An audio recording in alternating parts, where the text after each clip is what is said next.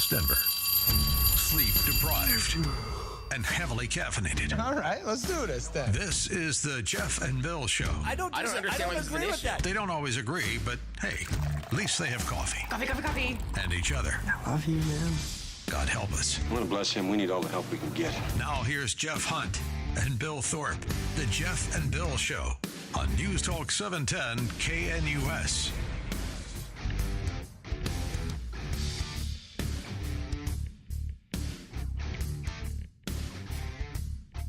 Let's kick it off. It's 6 a.m. in the Mile High City on this Tuesday, April 22nd, 2025. Good morning, Denver, Colorado. You've tuned into the Jeff and Bill Show. News Talk 710 KNUS. I'm your co-host, Jeff Hunt, along with Bill Thorpe, bringing you the freshest insights and hottest takes from the right, left, and center. We've got an absolutely jam-packed show for you today. John Decker, White House correspondent, is going to give us the latest on Pete Hegseth. What is happening with this signal controversy? And is the president going to continue to stand by him? Or is he looking for another Secretary of Defense? Conflicting reports coming this morning. We'll get into that in the 6 o'clock hour. 7 o'clock hour, Natalie Chuck's going to join us. Denver 7 investigative reporter. This is a fascinating story of this guy that has basically found a loophole to where he has been charged and arrested on assault, on public intoxication. He even hit somebody. This is all separate cases, by the way. Ran a car into a guy, or into a family, killed the mom and the grandma, and walks, all because a state doctor finds him incapable of standing trial. There's a loophole, and it results from a law that was passed in 2024.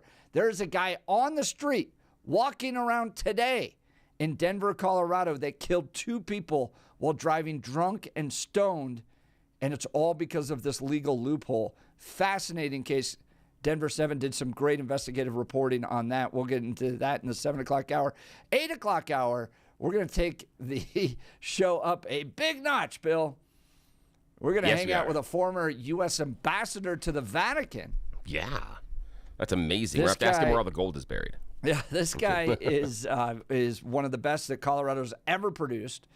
Secretary Jim Nicholson, former ambassador to the Vatican, former Secretary of Veterans Affairs, is going to join us to give us his reflection on Pope Francis and who could be the next pope.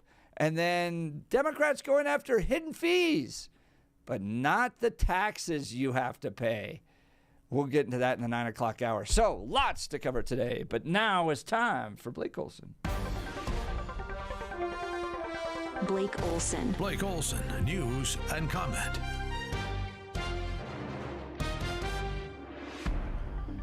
Good morning, 40. Just a gorgeous morning in Denver. Today is Earth Day. Thank you, God, for creating the earth. Expecting a high of 72 today. The 710 5-day forecast is coming up.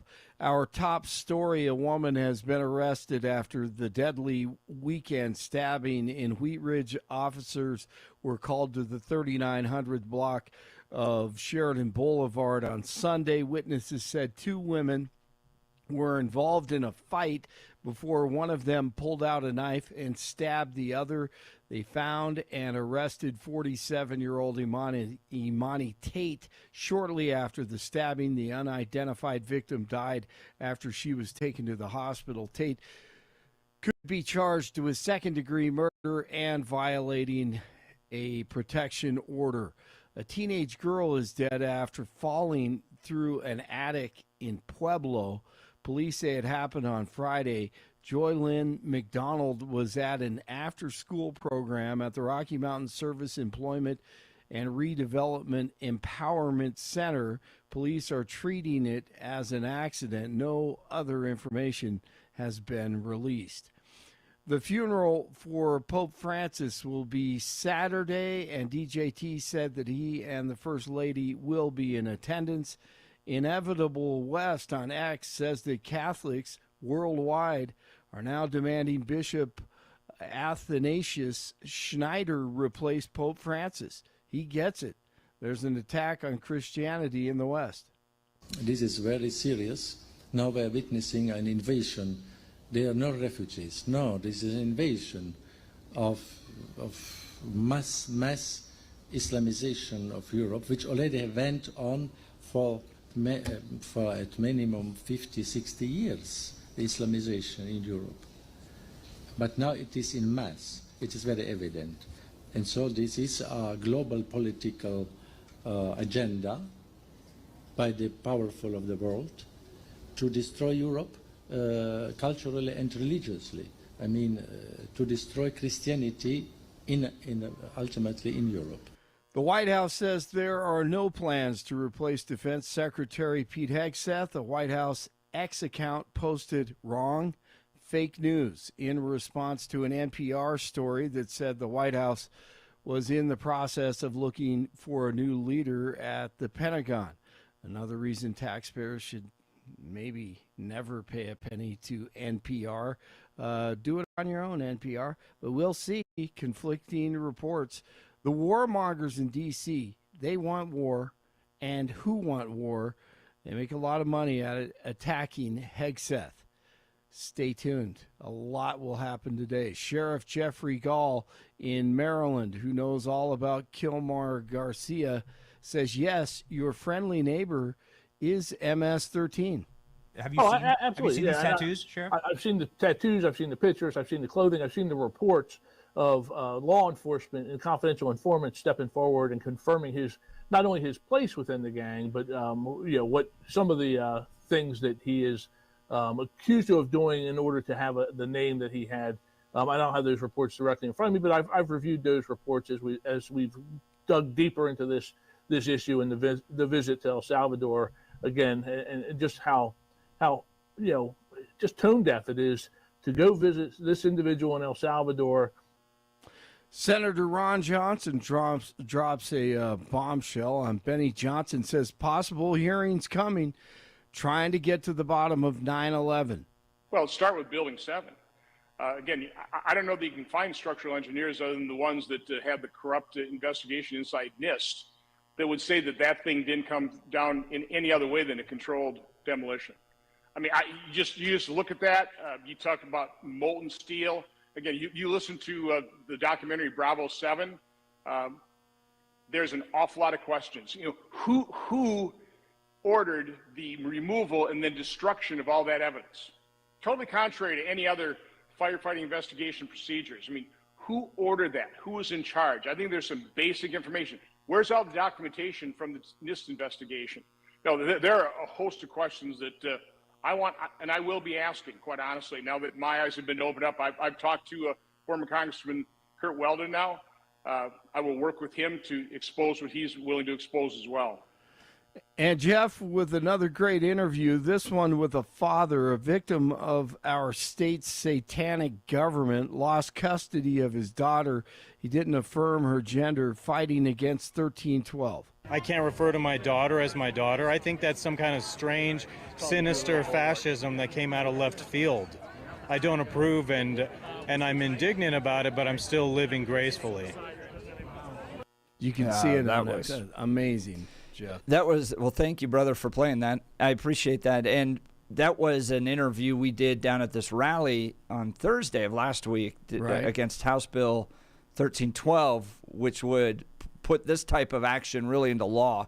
But basically what the father's saying is it's already happening, is that you run up against a system, whether it's the guardian ad litem, the judge, the counselors, the entire system is set up right now to where if you are in a custody dispute and you do not believe in transgenderism for your child, then you're going to pay a penalty. You're going to lose time with your child. And he hasn't seen his daughter in 2 years. God, I couldn't believe that. I hadn't seen that yet, and it's just amazing. We can't remind people enough. It's horrible. I mean, real life consequences to this stuff. Yep. Total hell. Well, and the life lesson here is marry somebody that shares your values. Boy, that's the truth. I mean, either side. Yeah, either absolutely. Side. Marry somebody who shares your values. Absolutely. That should be number one, man, not their eyes, not the color of their eyes. News brought to you by Lair Fireplace and Patio, Denver's premier source for everything fireplace, patio, and grills, locally owned and operated since 1954, online at LairFireplacePatio.com. Three-point game. Here come the Nuggets. Think about taking a foul here. Brown passes up a three. Now he fires. Missed it badly. Jokic with a rebound. Clock ticks to 2. Jokic, no. And that is it. Nuggets ran out of gas. Nuggets Clippers game 2 opening round. Jokic with a triple-double, but he did have 7 turnovers. Game 3 moves to L.A. tied at 1 as the Nuggets fall to the Clippers. Stanley Cup playoffs. Avalanche Stars in overtime tied at 3. Here's Colin Blackwell going at Johnson. Blackwell into the slot, shoots. Save made through traffic by Blackwood. Blackwell scores! It's over! This series is tied! Stars win and tie the series at 1. They come back to beat the Avalanche. They'll come back here to Colorado as the Avs try to up it to 2-1. But how about that? Blackwell scores on Blackwood. Blackwood. Man, what are the chances of that happening? 37 in Lafayette, 38 in Littleton, 40 in Denver. Jeff and Billy continue on Tuesday morning. I'm doing backflips over this. I am so excited. Blake Olson, News Talk 710, KNUS.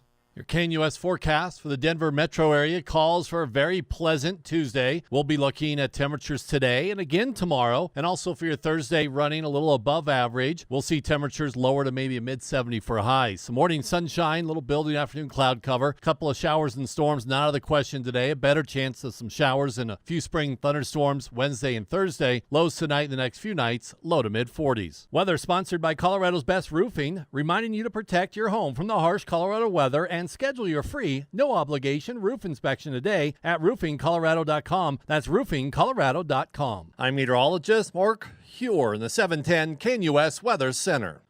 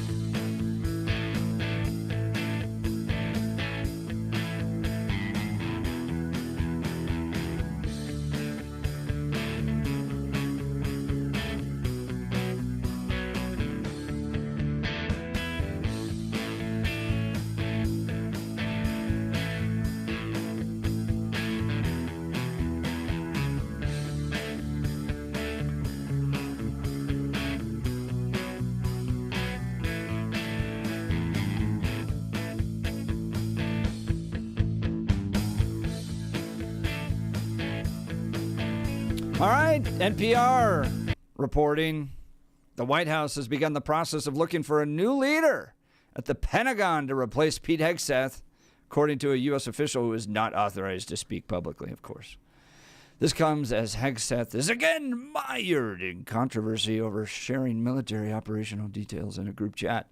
The defense secretary is under fire after revelations that he shared classified information in a group chat with his wife, brother, and lawyer, according to the official. The source says Hegseth used a signal messaging app on his personal smartphone detailing minute-by-minute classified information about a airstrike on Houthi targets in Yemen. It happened at about the same time in March that Hegseth shared similar details with top White House officials in a different signal chat group that accidentally included a journalist. That leak, hours before airstrikes hit, could have endangered U.S. pilots if that information about the timing of strikes was intercepted by U.S. adversaries. Already, the Houthis have twice shot down American Predator drones. White House Press Secretary Caroline Leavitt denied that there's an effort to replace Hegseth, pointing out on X that President Trump stands strongly behind him. Speaking to reporters at the White House, Trump backed Hegseth and said concerns over the signal chats are a, quote, waste of time. He's doing a great job. Ask the Houthis how he's doing, Trump said. Hegseth had denied wrongdoing at a White House Easter event earlier on Monday. This is what the media does. They take anonymous sources from disgruntled former employees, and then they try to slash and burn people, ruin their reputation. It's not going to work with me. Hegseth was likely referring to 4 senior advisors who left the Pentagon abruptly last week. So they leave last week, and then all of a sudden this news story comes out today, or this week. Former Defense Department spokesperson John Oiloit resigned and then published an opinion piece calling the past month at the Pentagon a, quote, full-blown meltdown of infighting that is hurting President Trump. Question to Bill Thorpe. Question to our great listeners. By the way, phone lines are open 303-696-1971. Or text us on the Dan Caplis Law text line 720-819-5115. My question to my esteemed colleague, is this just a bunch of hooey? That, this happened. We already know that he used Signal. He probably learned from his lesson. Move on. This is just disgruntled employees. Or is this indicative of bigger leadership problems in the Pentagon? And while Donald Trump may be hedging right now, eventually he's going to replace Pete Hegseth. Your thoughts, sir? For me, this is just a reinforcement of incompetence. That's basically what it is that I was talking about it beforehand, that I felt he wasn't qualified and was incompetent and unprepared for the job. And this seems to reinforce that narrative, because this is a second Signal chat, not the one that Goldberg was included on. This is a second one in which it's his brother, his lawyer, and his wife. That's shocking. And it seems to be a Signal chat that he set it up. There were other ones. Yeah, there are. Yeah, there are more ones. And so the idea, if this seems to be the pattern of behavior, and again, Donald Trump wants him in charge, put him in charge. I'm not going to sit here and call, he must be removed. I'm not going to be like Republican Don Bacon of Nebraska, who's already calling for Hegseth to be removed. Or Jason Crow. Yeah. But again, you expect it from the Democrats. Tweet that on a daily basis. But you expect that from the Democrats. What's interesting is when the Republicans start making noise, because that's where you can see some support erode. However, Caroline Leavitt did give what is considered to be the kiss of death. We are firmly supportive behind him. How many times do you see a general manager come out and go, we support the coach. The coach is absolutely, and then 2 weeks later, the coach is gone. I'm not saying Hegseth is going to be gone, but one of the worst things you can hear in any situation like this is he has the full support of the head of the office. That's scary. There's so many other things they could say that would make you feel much better. But I don't think he's going to be gone because loyalty. He is very, very loyal to Donald Trump, and that's what Donald Trump prizes over everything else. In fact, I would submit Donald Trump prizes loyalty above competency and ability to actually do the job. He's more connected to people that are loyal than people that can effectively carry out what he needs to be done. But he's in charge, so choose whatever you want. The thing for me that we should be shocked at is if I'm concerned about our Defense Department, if I'm concerned about our international security, things like that evidently you don't have to hack into DOD computers or anything. You just got to steal Hegseth's brother's phone. That's all you need. You steal Hegseth's brother's phone or clone it, you're getting Signal chats. You're getting updates on U.S. military operations that are not public and should be discussed through classified channels. That's what head of the CIA had said. So this is not stuff that is classified information, but the information that is transmitted should be transmitted through classified channels. And that's different than what Hegseth is doing. So if you think that an operative from Iran or China should be able to get their hands on Hegseth's lawyer's phone and then get information about the DOD, great. Or maybe they just hang around in a restaurant and steal Kristi Noem's purse. That'd be the other thing. So I got big questions about that one too. That's a side question. $3,000 in cash. Yeah. What the hell was she doing with $3,000 in cash? But the other part is, where's the Secret Service? Aren't they? Again, this is the issue that I've got is, again, just with the restaurant story. Where's the Secret Service? How did anyone get that close to Kristi's purse and be able to walk away with it without the Secret Service knowing? Even if they were protecting the principal, meaning Kristi, why do they leave the handbag behind? That's operational failure in my mind, that you just don't do that. So how does that possibly happen? But this is where we are. And now, so, you know, Phil, we'll see. Pete Hegseth's brother is a guy named Phil Hegseth. Yeah. He's a senior advisor to the Secretary for the Department of Homeland Security and liaison officer to the Department of Defense. So he does work there. He's an employed. He's not just kind of like, it's not like Hunter Biden. But how many employees were briefed or got information about strikes that were done? My guess is less than 1/2 of 1/2 of 1/2 of 1%. And does Pete's brother rise to that level of information? No, I don't think so. And more than that, his lawyer and his wife. So again, you're saying all I need to do is dupe his wife's phone, and now I get Department of Defense information? That seems questionable. If you're worried about our adversaries coming into the U.S. and getting information, we were scared to death with the Chinese buying land near military bases and peeping. We were scared to death. They don't have to do that. According to this, all they got to do is get Mrs. Hegseth's phone. That's it. And then they can get a whole bunch of information. This is fascinating. But is he going to be fired? No, not this week, not next week. Do you think, though, that if someone was Joe Biden's wife's name? I already forgot. Jill.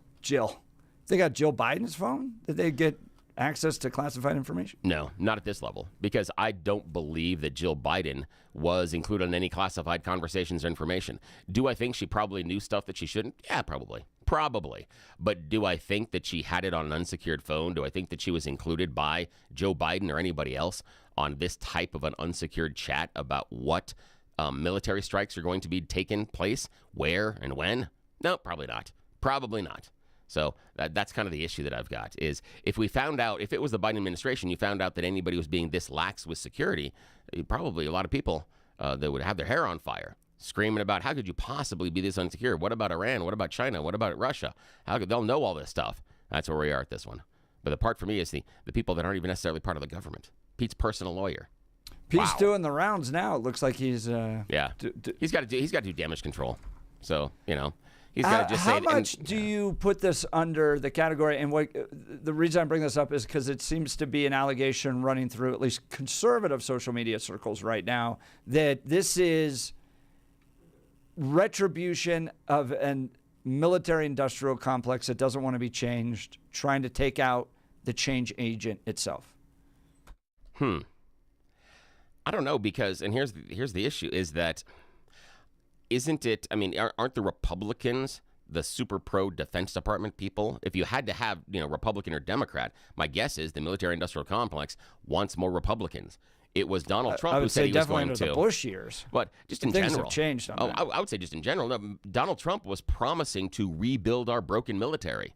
According to Donald Trump, Joe Biden had decimated the military, and so had Obama, that we were in tatters. We couldn't possibly be the strongest military on the planet, according to what Donald Trump was saying on the campaign trail. So his issue was he was going to rebuild the military and make it stronger and better and bestester than before. Get the DEI stuff out of it. But again, it was the idea that he said it was destroyed.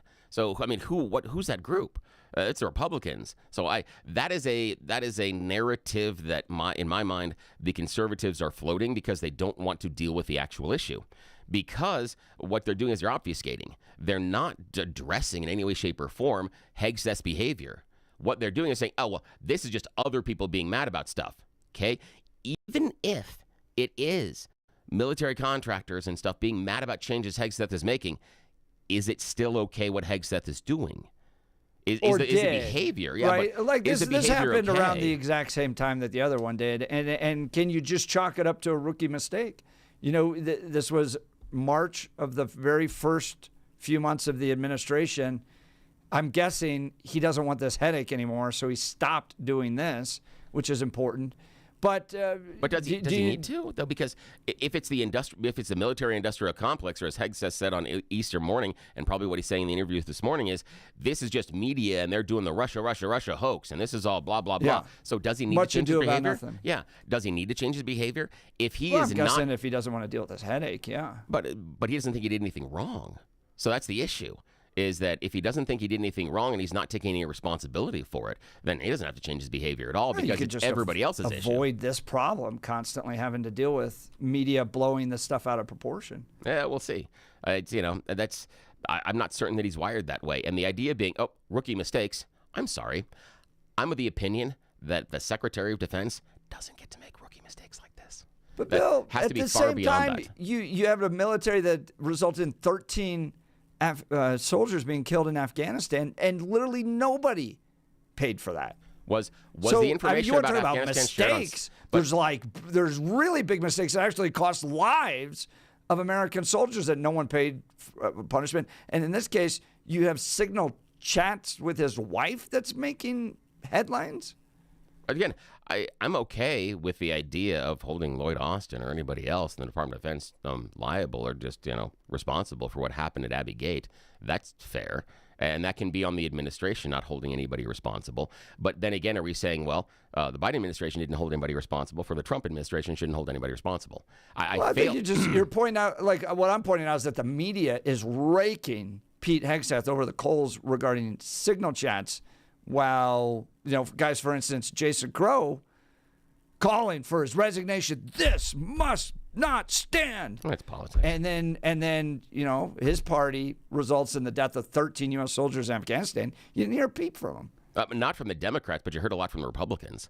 The people that are silent now about Hegseth. And the media. But media did criticize Biden to a certain point, not necessarily as much, but there is some partisanship there. But the Republicans that are supporting Hegseth were screaming for Lloyd Austin's head and other people. So they were screaming that everybody had to be held responsible. So basically, we're just everybody's screaming the same thing. We're just switching parties at this point. So yes, it's political. It's absolutely political at this point.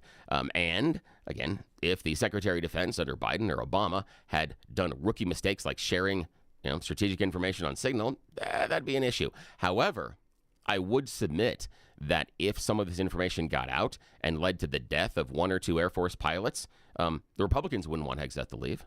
I wouldn't want him at all. I would. No. Oh, you might. Yeah. You might. But the politicians, the people in charge, the White House, no, not at all. They would reinforce behind him. That's a good question. That is a really good question. I think they would. But let's open it up. Phone lines are open. 303-696-1971. Should Pete Hegseth resign? Does this give you a pause about his quality of leadership? And that he needs to go and that he's clearly not qualified for this job? Or is this much ado about nothing? The media driving up and dredging up, inconsequential issues in order to get headlines to try to force out a guy that's bringing real change to the military. Phone lines open, 303-696-1971, or text us on the Dan Caplis Law text line at 720-819-5115. Well, Bill and I debate a lot of things. There's some things we don't debate. Advanced hair restoration. If you're losing your hair and you need a simple solution that works, you want the best, and the best. Now 2 years in a row voted by Westward Magazine best hair replacement company. That's Advanced Hair Restoration. Modern technology with top-rated physicians, something that's guaranteed to work. Guys, you need Dr. Tanya Pauls and her team at Advanced Hair. They've completely redefined hair restoration, from the experience itself to their unmatched results. If you got receding hairline, bald spot, or thinning hair, address them all with Advanced Hair's simple one-day treatment in a calm, relaxed environment with the most experienced professionals. Advanced Hair has performed tens of thousands of these breakthrough treatments, and get this, your own natural hair begins to regrow the very next day. No one in Denver can offer anything like the Advanced FUE found at Advanced Hair, and I highly recommend their team. It starts with your free consultation. Call 720-459-HAIR. If you qualify, you'll also get $250 off and 250 free hair grafts. So refine your hairline with the team that's redefined hair restoration. 720-459-HAIR or advancedhair.com. That's advancedhair.com. We'll continue with your phone calls and texts. You're listening to The Jeff and Bill Show. This is Denver's Talk Leader, News Talk 710 KNUS.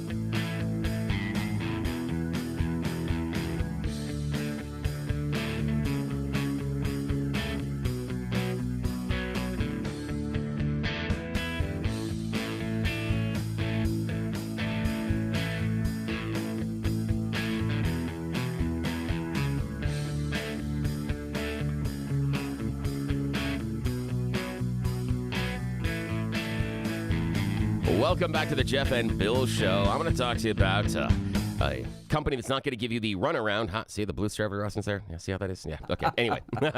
Also, Blues Traveler July 4th Red Rocks. Absolutely fantastic. Is he July 4th? Yeah. Dude, that guy, is he still as big as he used to be? No, he's much thinner. He went on a diet because I actually have a T-shirt for a Blues Traveler concert that never happened because he suffered a heart attack with his girlfriend in Hawaii in a hot tub, and they canceled the July 4th show. He couldn't travel or do anything like that. Gosh, but yeah, since so then, talented. he lost a ton of weight. You wouldn't recognize him. Yeah, you wouldn't recognize John Popper at all. Yeah, so it's really neat. Googling John Popper. Yeah, they're fantastic. So, yes. But I want to talk to you about Wound Care Associates of Colorado. Wound Care Associates of Colorado. Reach out to them at coloradowound.com, coloradowound.com, because what you think isn't a big deal can turn into a very big deal. A small cut, an open sore, it's torn skin tissue. It'll eventually heal, right? What's the worst that can happen? I don't know. How about amputation or death? Yes, and I'm being real. And that's why you need to reach out to Wound Care Associates of Colorado if you have a slow-healing cut, a diabetic ulcer, or a pressure sore.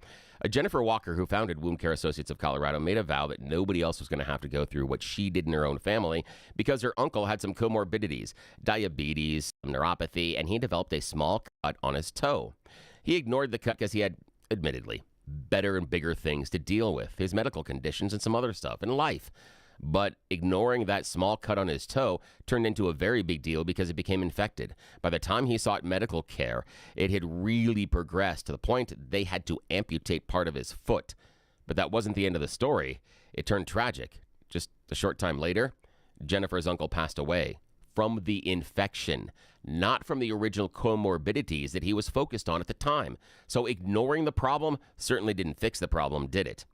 coloradowound.com. coloradowound.com is how you need to contact Wound Care Associates of Colorado. If anybody in your family is dealing with a slow-healing cut, diabetic ulcer, pressure sore, I did it because of an issue in my own family. I trust them. You can trust them too. And this is why it's cool.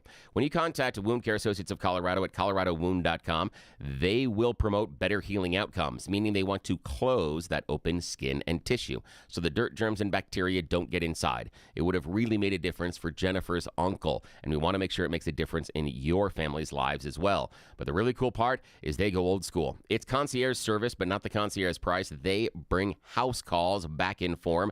Yeah, you contact them at coloradowound.com. Their wound-certified nurse practitioner comes to your location and sets up a private treatment plan just for you in the comfort, privacy, and convenience of your own home. Yeah, you may have to transport a loved one. You may have to take time out of your day to go to a doctor's office. No more. You schedule with them, and they come to where you are and provide all the treatment at your convenience. Come on. What other doctor's offices out there put you first to that level?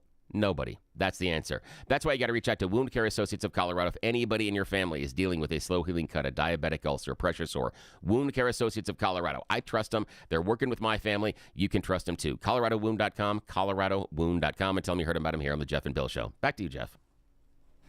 I've been reading about John Popper since you talked about that. He's a libertarian. Yeah, you know he owns a cannon? Yeah. And left New Jersey because of the restrictive gun laws? Yes. Oh, he's fantastic. He's kind of he's a fun guy. He's absolutely wonderful. Yeah. Libertarians are fun. Oh, yeah. And this is on a side note, I have one of the first ever Blues Traveler concert T-shirts still at home in my closet. I've got about 4 Blues Traveler concert T-shirts, and I've got one of the first ones ever, and it had the old rig where you had the belts that look like you have the harmonicas on it. The harmonicas on it. That is it. The very first time they toured, that was the first concert T-shirt that they came for this part of the country. So I've still got that in my there. We're talking Pete Hegseth and Donald Trump, and is Trump going to stand by him? Text messages coming in on this one, 7061. Drunk people shouldn't text. Trump needs to fire him. Well, there's no evidence that he is drinking on the job at this point, but did have a problem with that in the past. Jason in Denver, most NFL football teams love to face a rookie quarterback. So does our military adversaries. Ooh, that's a good point. Is that a good point? I mean, he does 2 Bronze Stars. He's been awarded the Joint Service Commendation Medal, the Army Commendation Medal, the Combat Infantry Badge. Can you consider him a rookie? Now, the reason us conservatives liked him is because he was disrupting what seemed like a bloated DEI-ridden operation at the Department of Defense. I think that's exactly what he's doing, and is the military-industrial complex making him pay as a result of it. Well, with the latest update on all this, John Decker, White House correspondent. Good morning, John. Thanks for joining the Jeff and Bill Show. Yes, good morning. Yeah, always great to be on your show. Thanks for having me on today. All right, it seems like Pete Hegseth's making the rounds. Give us the latest. Is Donald Trump sticking with his Secretary of Defense? Well, that's what the president said yesterday. The president has the right to change his mind, but it sounded like he's backing his Secretary of Defense. And I think that as it relates to the story that has caused all of this hubbub as it relates to his job, I think the story being out there, unless there's another shoe to drop, the story's going away by the end of this week. But it's certainly not a good look for Pete Hegseth, who is involved in that group chat on Signal, that unsecured app. And we know about that story. This is another chat that he had, unsecured app on his private phone on Signal, and included in that chat group was his wife, sharing sensitive information about an impending attack on Houthi rebels in Yemen. Talking with John Decker, White House correspondent. Now, John, did this Signal chat conversation take place around the same time as the other one? In fact, did it involve the same exact attack? Yeah, so it did. It did involve the same exact attack. And the difference with this particular conversation is that, according to the reporting, which has not been denied by the Pentagon, this conversation, this group chat conversation, occurred on Pete Hegseth's personal phone. And again, this is an unsecured app that we're talking about. Now, is the White House chalking this up to kind of rookie mistakes? First few months of an administration, that type of thing. He's learned from it. We're going to move on from this. Or are they playing more offensive, going, these are disgruntled employees, going after them, or maybe a combination of both? How's the White House responding? Yeah, it's a little bit of both in terms of the way the White House has responded. The way that Pete Hegseth has responded is to essentially attack the messenger, the individuals that provided sourcing for this story, the writers of this story. But he hasn't said the story's wrong. He hasn't said he didn't have that conversation on the Signal app. But instead, what he has spoken about how the people that provided the sourcing for the story are disgruntled former Pentagon employees. That's John Decker, NBC White House correspondent, joining Jeff and Bill live. Want to talk about Republicans. I've only seen one Republican so far saying maybe Pete should step down. What are you reading in the tea leaves? What are you hearing in the wind as far as Republican continued support for the Secretary of Defense? Well, remember, the most important Republican is President Donald Trump. As long as the president continues to show confidence and support in Pete Hegseth, then he's going to remain the Secretary of Defense. And it doesn't matter what one Republican House member, that's Don Bacon, he's a Republican who represents a district in Omaha, Nebraska. Doesn't matter what he says, although he comes from a military background. He served, before entering politics, he served in the military as a general. So he's very much familiar with the rules that apply to members of the military in terms of sharing information over unsecured apps, and also information that is, in some cases, top secret. Last question for you, John Decker. You mentioned at the very beginning that the president can always change his mind. You've been at the White House for a while. You've seen this happen. They come out and go, oh, we're absolutely behind him. And then within about a week, they resign. Is that a possibility here? Always a possibility with the president. But, look, like I said, if there's another element to the story that we don't know about, then perhaps we'll see the president hedging or waffling, in terms of his support for Pete Hegseth. But as of right now, certainly based upon what he said yesterday, he's fully supportive of Pete Hegseth. Great reporting. John Decker, White House correspondent, thank you for taking time to join the Jeff and Bill Show. Thank you. All right, we'll continue with your phone calls and texts, and we got You Choose the News. Coming up, you're listening to the Jeff and Bill Show. This is Denver's Talk Leader, News Talk 710 KNUS.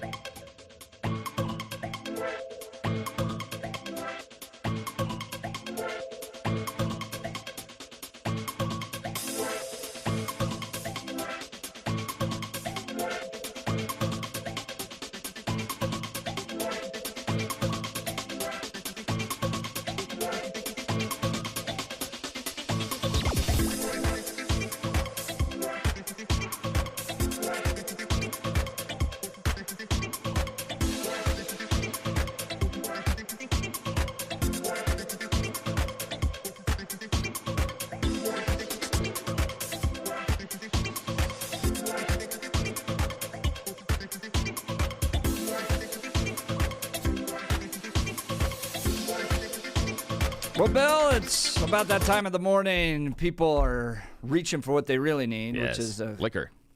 Warm dosage. You choose the news. Oh, bad choice. All righty.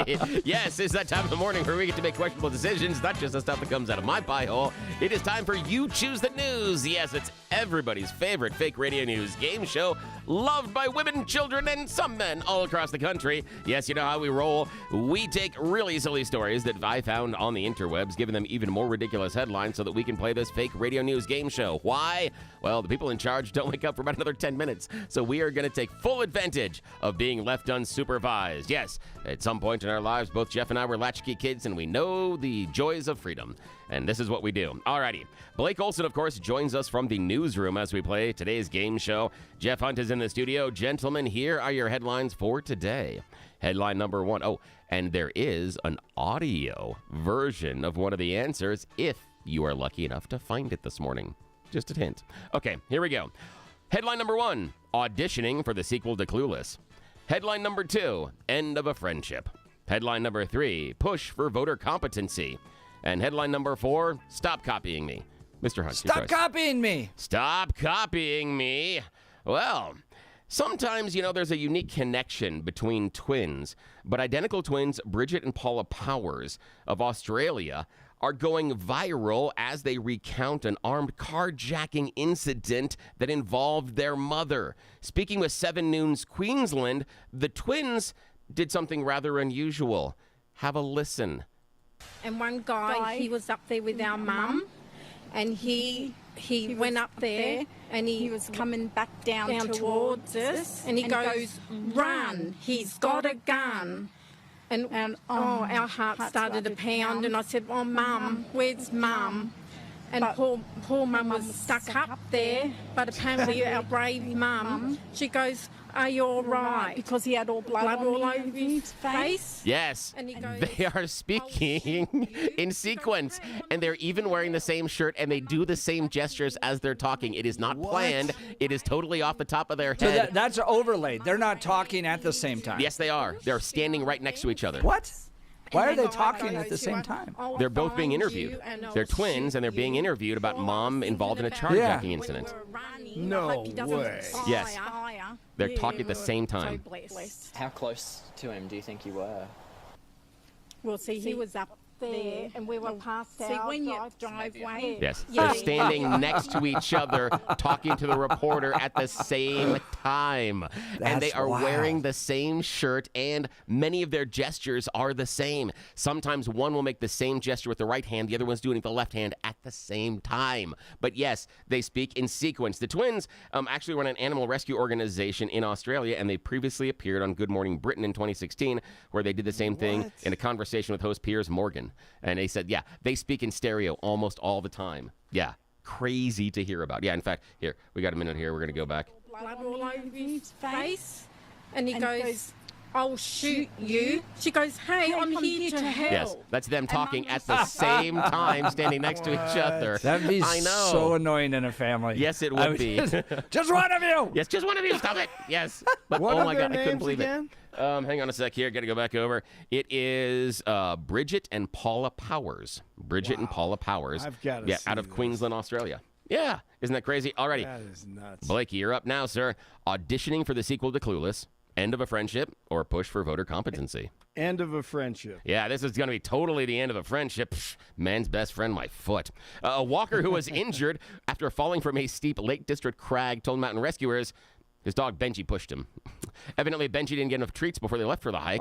Man fell down a very steep descent from Eagle Crag on Good Friday afternoon. He had gone to lift Benji down a steep step, and the dog just went, "Ha! Forget you, push!" And he goes tumbling down the hillside. Luckily, his fall was broken by a ledge and his body hitting the ground. He did suffer a gash to his head after being alerted by a passing walker. Volunteers were called to help, and they got him out. And I guess Benji's no longer a good boy.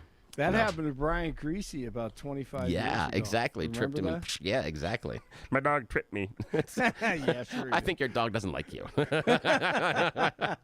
All right. Final choice this morning, sir. Mr. Hunt, auditioning for the sequel to Clueless or push for voter competency? Clueless. Yes, auditioning for the sequel to Clueless. As if Nico Harrison, the general manager of the Dallas Mavericks, this one's for Blake, couldn't sound any dumber after trading Luka Doncic to the Lakers. Well, he decided to take out his giant foot and insert it directly into his mouth recently. Yes, he did. Nico Harrison held his exit interview for the 24-25 season after the Mavericks missed the playoff for just a second time this decade. Well, part of that reason is because they traded away Luka in the middle of the night to the L.A. Lakers. During the 25-minute interview, Harrison was asked if he didn't understand how important Luka was to the fan base, and he responded, I didn't know Luka was so important to the fan base. I didn't know it was quite up to this level. That's nuts, because Luka Doncic was like the heir to Dirk Nowitzki's throne. Luka has said repeatedly that he wanted to play his entire career in Dallas. Just fundamentally, to admit you don't know how important Luka is to the fan base is kind of an indication that maybe you shouldn't have the job if you don't realize who the fan base likes. Yes, I mean, this is just ridiculous. That that was bad. That would be like changing GMs in the Elway era, and then the GM coming in and training away Elway. You're like, hang on. Or Steve Atwater or someone like that. You're like, hey, wait. No, I don't think we need to trade Terrell Davis. Stop that. Yeah. You're the GM and you don't understand how important the player is to not only the team, but also the fan base. That is just ridiculous. But again, he's going to still cash the check. Wish we all could do that. No That'd be doubt. nice. That was a horrible move. I know. It's not really helping him out. And did you see Luka's tears when he returned to Dallas?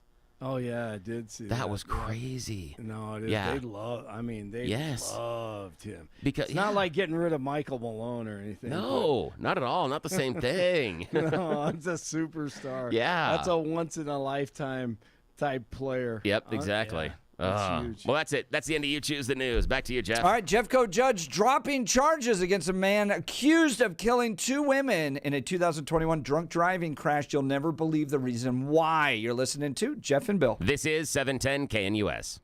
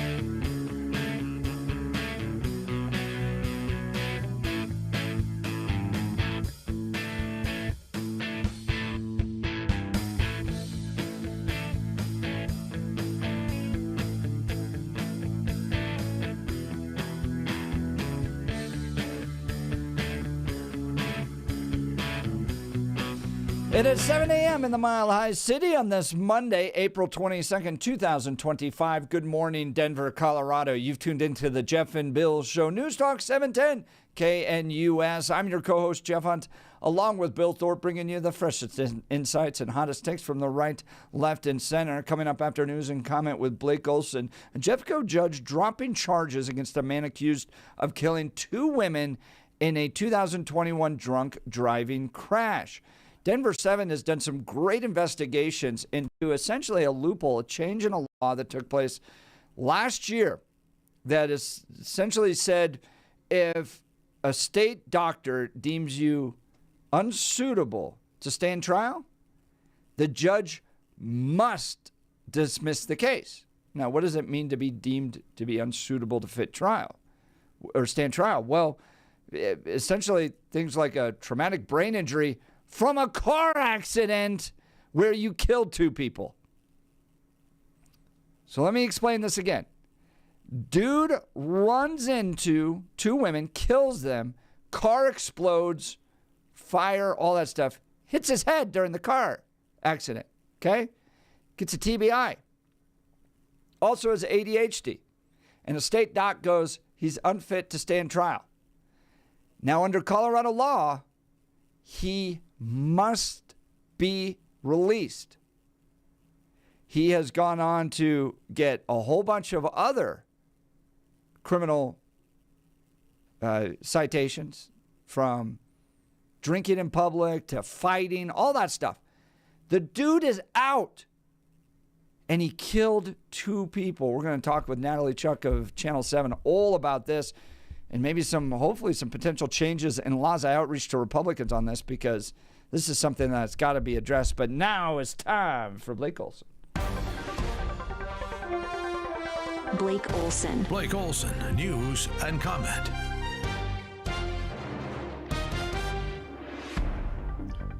Good morning, 41 and sunny in Denver, expecting a high of 72 today. The 7-10 5-day forecast is coming up. Our top story today is Earth Day. Thank you, God, for creating Earth. Thank you, Mother Earth. Yeah. I think we need to remind them who created Earth. Let's form a circle and hold hands and talk about That's right. Mother Earth and Saint Al Gore. Exactly. Now, this day, I think, Jeff, was all about the environmentalists, correct? I lost count. And that stuff all changed. And I often think about all the times I was raised in a government-run school and panicked over problems about the environment. Like, if you used hairspray, you were going to put a hole in the ozone. Yeah, and then acid rain was going to melt your face. See, that had to have been tough for you to grow up during that time. I never had to experience that. Such a blow. I mean, we were going to school without seat belts, and and then we were carrying rifles into school because everyone hunted. Shooting club after class. Yeah. No, right, and then exactly. Terrified if you didn't recycle, and that the turtles were going to end up with those little Coke can plastic stuff around them. We had the best school lunches, though. They have horrible school lunches now. Man, the bread that they made in our schools, oh my goodness, it was homemade. It was natural. Everything was healthy back then. But I was playing for my boys the other day, Adam Sandler's Sloppy Joe song. Oh, yeah. Because they don't even really deal with it. They go to a charter school and everyone brings their own lunch. But I'm like, dude, you used to have the lunch lady, and she had the big hair coming out from the mall. And, Sloppy Joe's, Sloppy Joe's. I have the radio preview release of that Adam Sandler album at home. Yeah, before it was released to the public. I have that. It was released to radio stations. Billy airdrops in with the totally unique I held on to that. Yeah. music. It was fact. It was a preview. It was a preview, and there's no artwork or anything else. It's just got a big circle sticker on it that said Adam Sandler new album, and then has a couple of highlighted tracks on it. That's it. And then you got track listings on the back. Yeah, I've got the pre-release of that one. Oh, man. Love it. All right. I used to throw that on at college parties, and then all of a sudden, about part of the way through, people start listening to it and go, "Hey, this is funny," and they'd start catching it. Yeah. That's great. All right. The White House says there are no plans to replace Defense Secretary Pete Hegseth. The White House X account posted wrong, fake news in response to NPR. Saying that the White House was in the process of looking for a new Secretary of Defense. NBC White House correspondent John Decker on with Jeff and Billy a few minutes ago. Sounded like he's backing his Secretary of Defense. And I think that as it relates to the story that has caused all of this hubbub as it relates to his job, I think the story being out there, unless there's another shoe to drop, the story's going away by the end of this week. And he was, of course, DJT. Senate Minority Leader Chuck Schumer says that there will be a vote on DJT's tariff policy. This slime ball thinks there might be enough Republican support to pass a resolution in the Senate. Those would be establishment slime balls as well.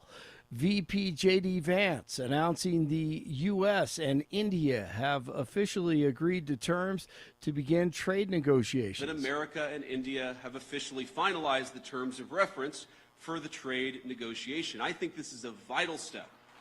Thank you.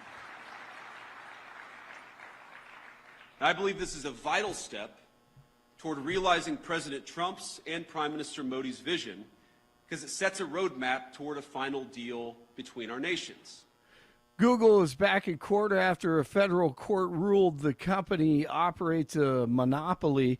The Department of Justice is proposing a package of remedies to end the tech giant's illegal monopoly and restore competition.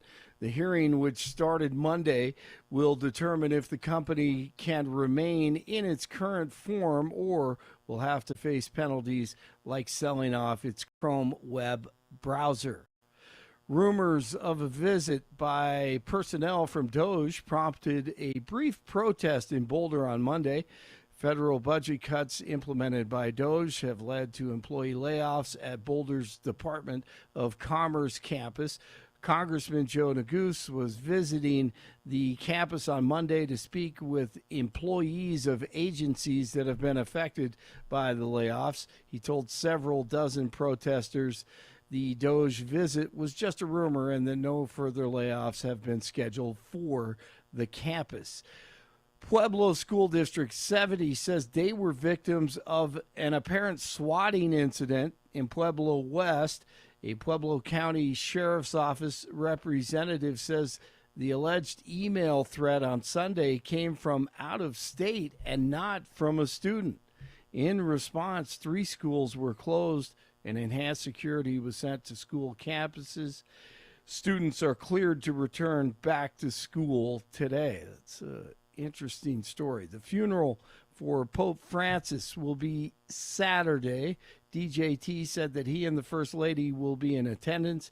Inevitable West on X says the Catholics worldwide are now demanding Bishop Athanasius Schneider replace Pope Francis. There's an attack on Christianity in the West, and thanks to globalists allowing the invasion of non-Christians into places like the UK and France. Maybe in 30 or 40 years, when it's now going on, so the majority of the population of Europe will be Islamic. Europe will be Islamic when this will go on, because the European people have almost no children, 1 or 2. The Muslims there, they have 5, 6 to 10 children.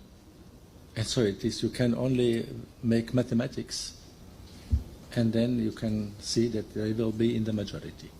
And that would be sad. In Lodo last night. 3-point game. Here come the Nuggets. Think about taking a foul here. Brown passes up a 3. Now he fires. Missed it badly. Jokic with a rebound. Clock ticks to 2. Jokic, no. And that is it. Nuggets Clippers last night, game 2, opening round of the playoffs. Jokic had a triple-double, but they ran out of gas. He also had 7 turnovers, a big one late in the game. Game 3 moves to L.A. It's tied at 1.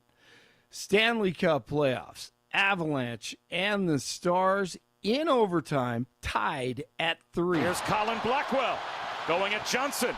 Blackwell into the slot, shoots. Save made through traffic by Blackwood. Blackwell scores!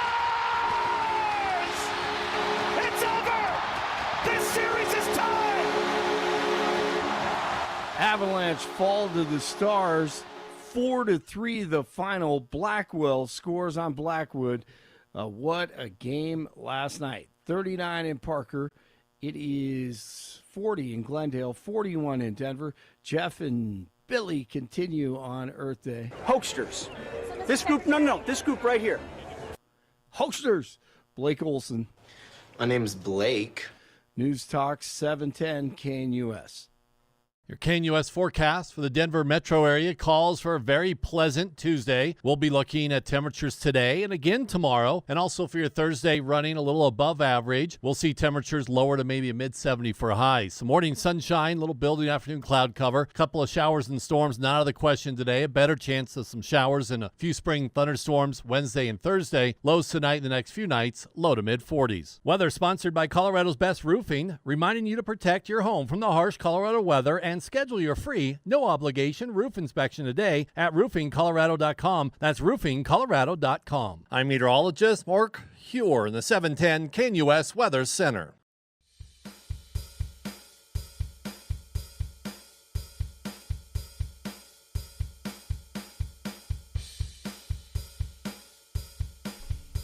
Welcome back to the Jeff and Bill Show. This is just a wild story, and I'm so crazy glad we have local journalists that cover this. Yes. Right? Local Because journalism doing local journalist work. It's fantastic. Yeah, I mean, this is the stuff that this is really can cool.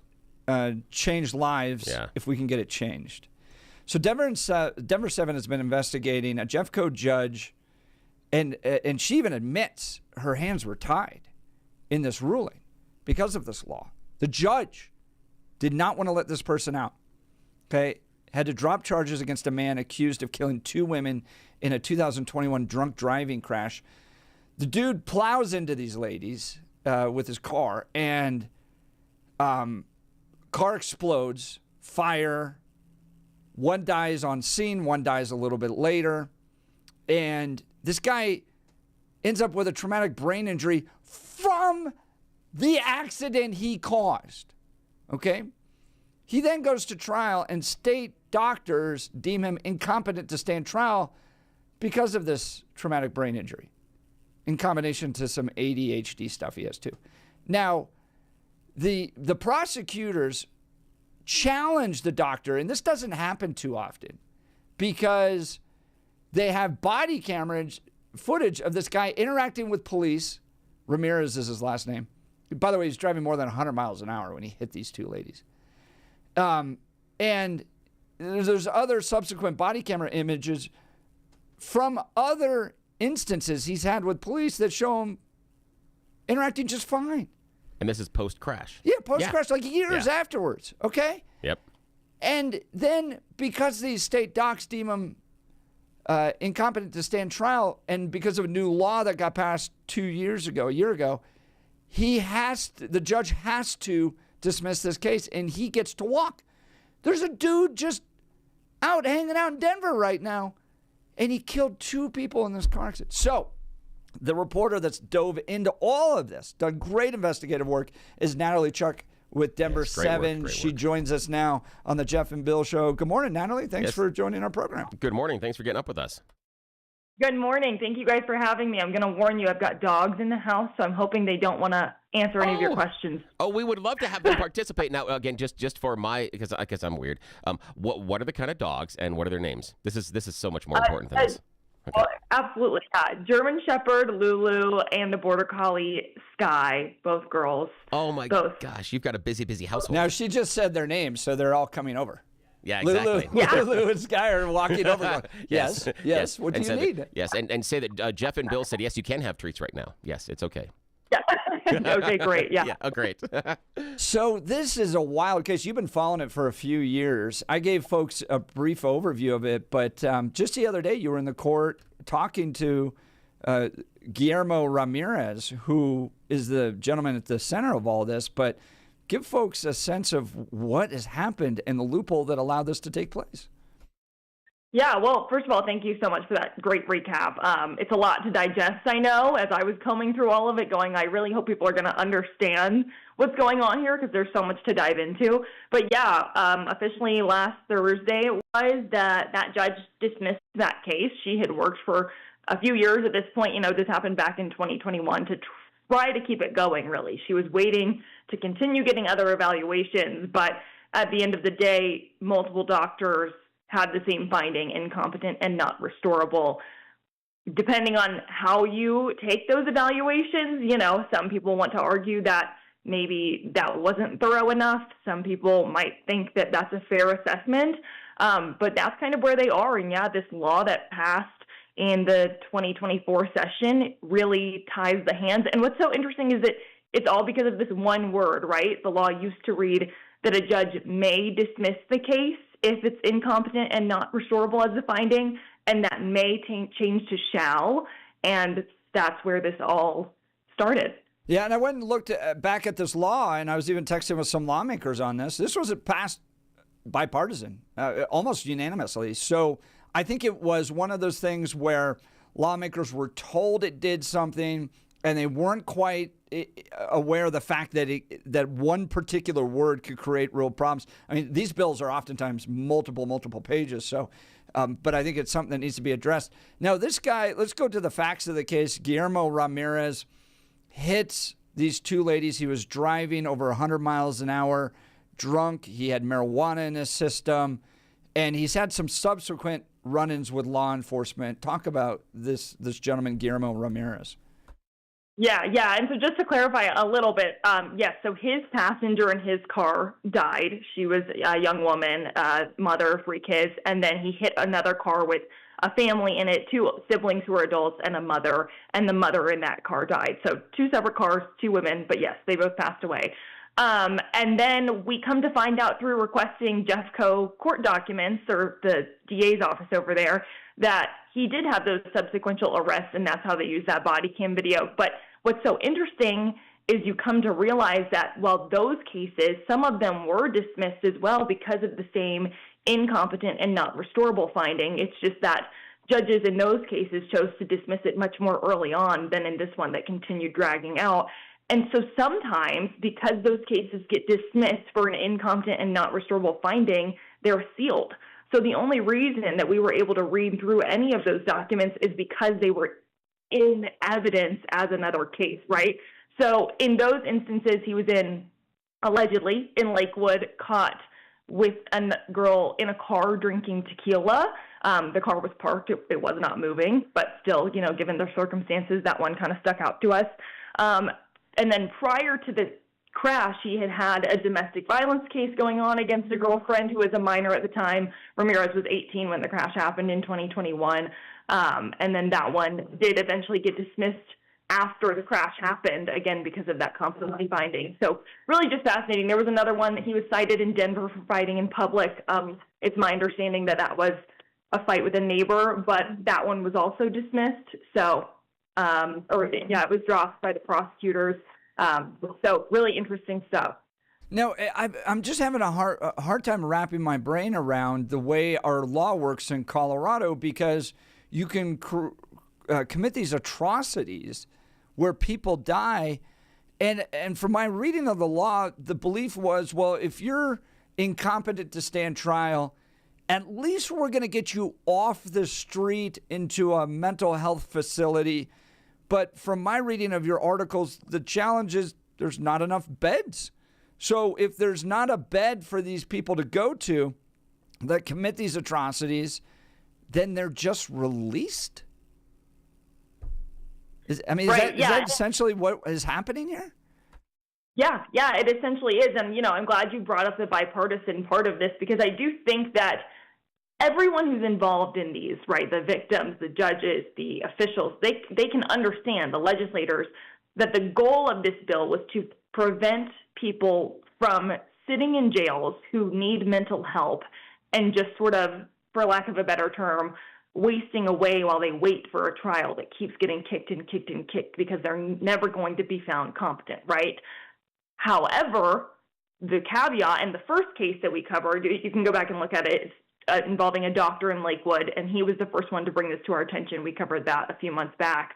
The defendant in his case really did need psychiatric care and help, which is kind of different than what we're seeing in this case with Ramirez. And the judge is going, I can't civilly commit someone, which is what it's called when a judge is ordering someone go to the state hospital or another hospital that's run by the state to get treatment. I can't order someone to go to a bed that doesn't exist. So that was the problem with that one. And then, of course, we got some cameras in the courtroom, and suddenly there was a bed available.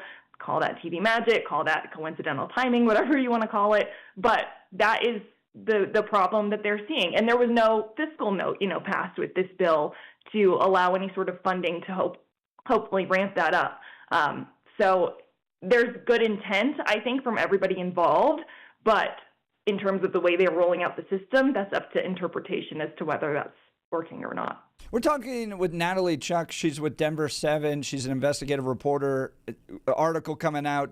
Jeffco judge had to drop charges against a man accused of killing 2 women in a 2021 drunk driving crash. And we're getting into the details as why. She's been spending a few years covering cases similar to basically an unintended consequence around a Colorado amended law. Now, the district attorney, the Jefferson County district attorney, wanted to try to find a way to keep this guy in prison by essentially challenging the doctor's rulings, and that is not something that's very common. Talk about what the Jeffco DA did to try to alleviate this problem.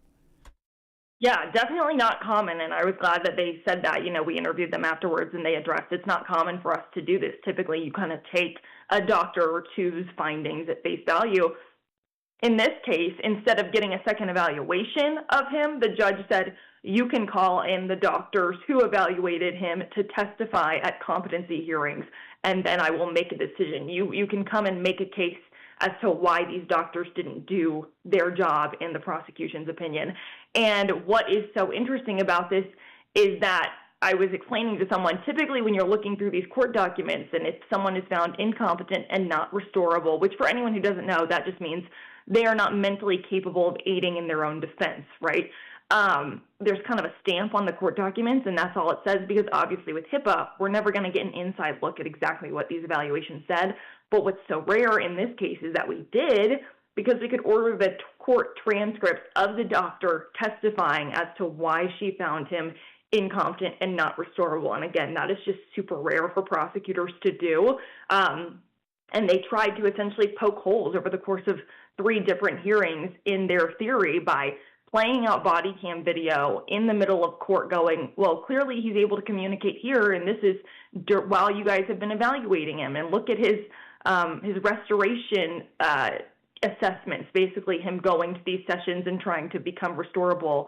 He's passing. He's doing fine. It's just that when he has to talk about this case, he doesn't want to talk about it. He kind of shuts down. And they said, he had a hard time finding his words. That's really kind of what the premise of this all came down to. So it was really fascinating because we never get an inside look at what doctors are thinking like we did in this one. That's Natalie Chuck, investigative reporter for KMGH Denver 7, joining Jeff and Bill live.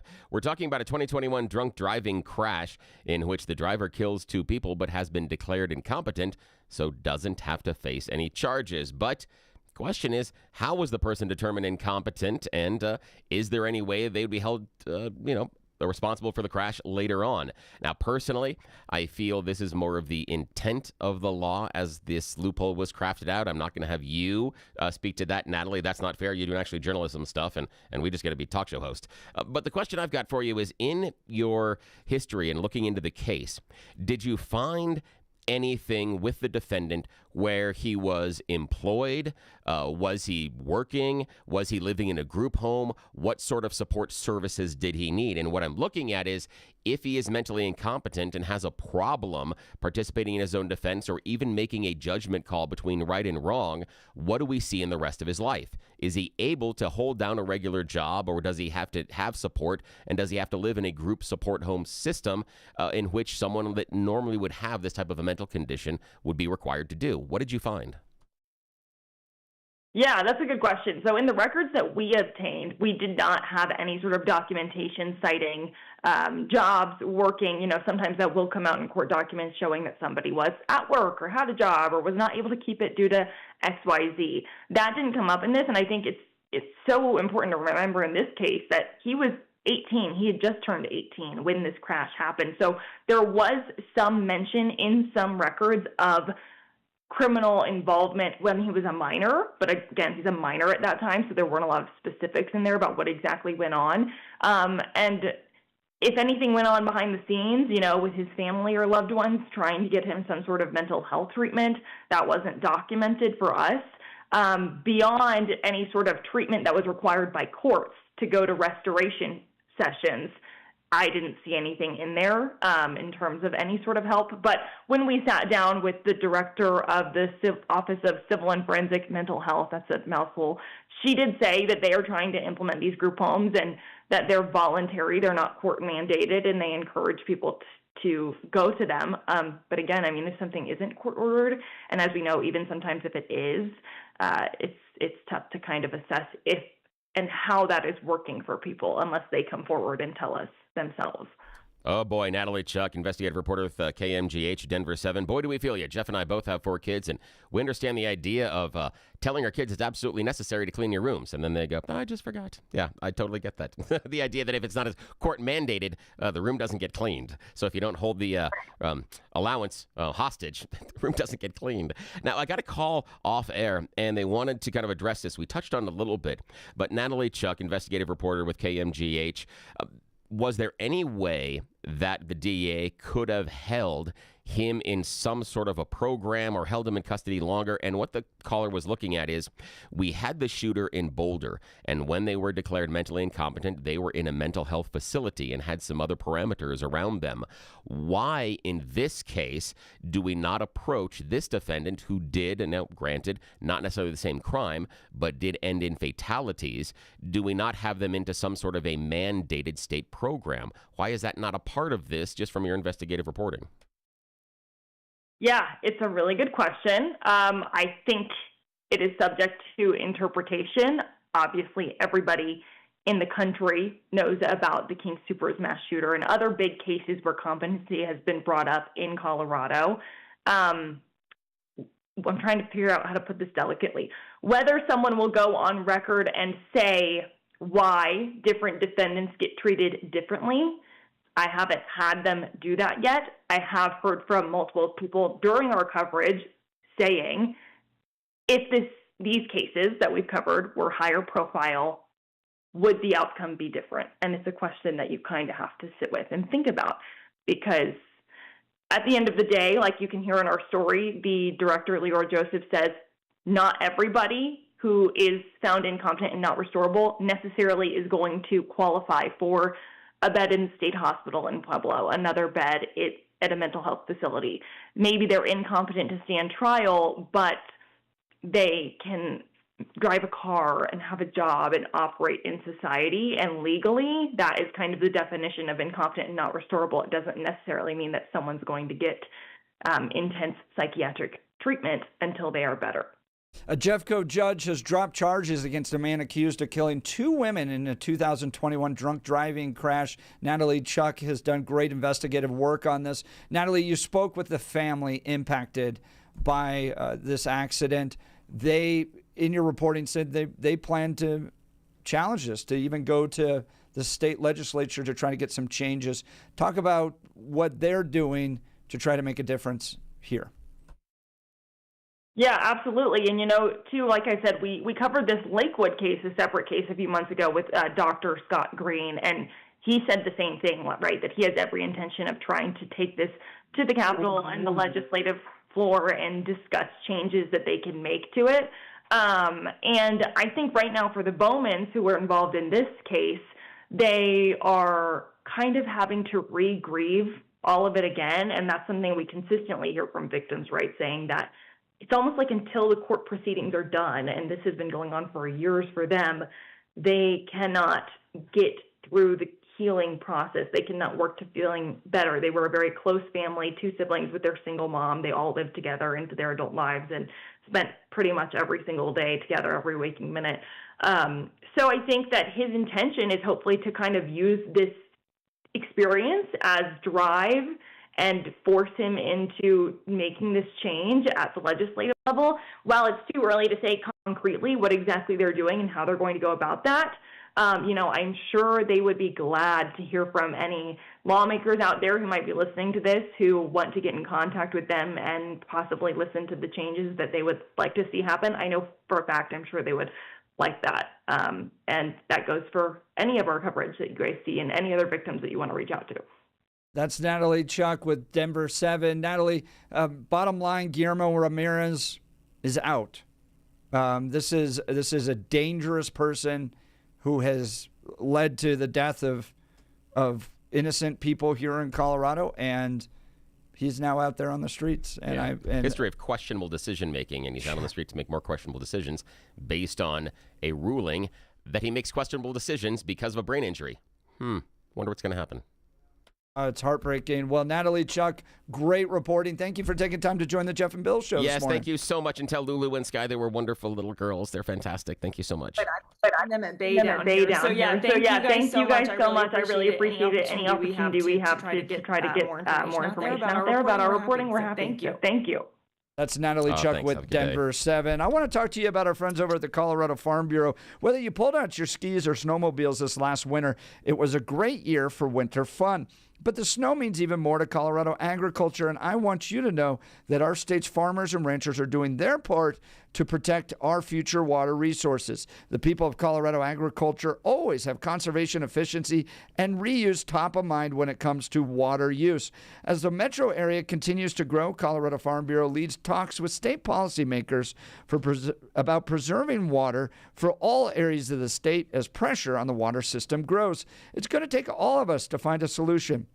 My friends at the Colorado Farm Bureau are leaders in water conservation and water policy. They understand how to balance water for crops and water for families, and they're doing more with less. You can do your part. I recommend you join and become a member today. Go to the Colorado Farm Bureau by visiting coloradofarmbureau.com. That's coloradofarmbureau.com to join them.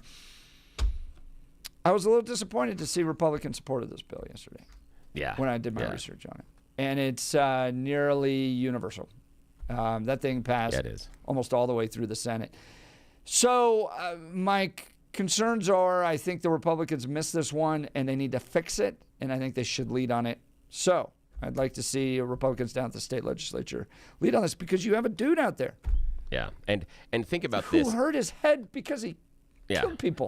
In a crash that he was responsible for, he suffers a traumatic brain injury, and then that is the reason that he then does not face charges. So again, the actions that he took that caused the death of other people and caused the traumatic brain injury, that brain injury is also the reason he doesn't face charges for the original decisions and choices. That's weird. Yeah, very weird. Although this, I think you're right about Republicans. This is something in which you can make a lot of hay with. You can make this into a good political platform, and it can be something going forward that, especially coming up with midterms, you can make a real issue. And the example I will give you are twofold. First, safe drug injection sites. Yep. 2, decriminalizing fentanyl, most of the possession. Yep. Because remember what happened when fentanyl started to be big? It was the Democrat legislature here in Colorado that had lowered the penalties for how much fentanyl you can possess and what the charges are. And that was a really good piece of things that the Republicans could get behind. It was a really good issue. Yeah. And this is another really strong issue that Republicans should be able to take advantage of, because we know the Democrats think this is just business as usual, and this is exactly how things should be done going forward. Well, and Bill, you know this, they introduced 600 bills down there. I know. Capitol. And we at the end of every session, we're like, so which one changed your life out of the 500 or so that were passed? Oh, exactly. And it's always regulations and rules on top of regulations and rules. Yeah, mostly for special interest groups. Yeah. I want to take my competitor down in the soybean industry. Yeah, so let me make it more difficult for them. Yeah. In this case, you can actually do something that would put really dangerous people back behind bars. Yeah, and the thing for me is that if the incompetency is caused by the original action, I'm not okay with wiping out any charges or consequences for it. Yes, you have the consequence of your actions having that injury or brain injury because of the choices, but other people have also been impacted. And so there should be a reasonable way to hold them responsible. And the reason that this is important to me is because I have a child that has a brain injury. And has problems processing information. And to me, I see the struggles that he goes through every day in order to be competent and to exist as everybody else does. And to me, this guy's given a pass. And I would never say that because of my child's brain injury, they should not be held responsible for choices they made, especially ones that would end somebody else's life. That's a really difficult thing. I keep imagining that it's my child that would sit there and make certain choices and go, well, can't be held responsible because, brain injury, can't remember this stuff. So sorry about that. I look at that as, are we giving some of these people a get-out-of-jail-free card? Because my son wants to be held responsible just like everybody else. He wants nothing more than to be normal, but he's not. So, yeah. Heartbreaking. All right, phone lines are open if you want to join the conversation, 303-696-1971, or text us on the Dan Caplis Law text line at 720-819-5115. You're listening to The Jeff and Bill Show. This is Denver's Talk Leader News Talk 710 KNUS.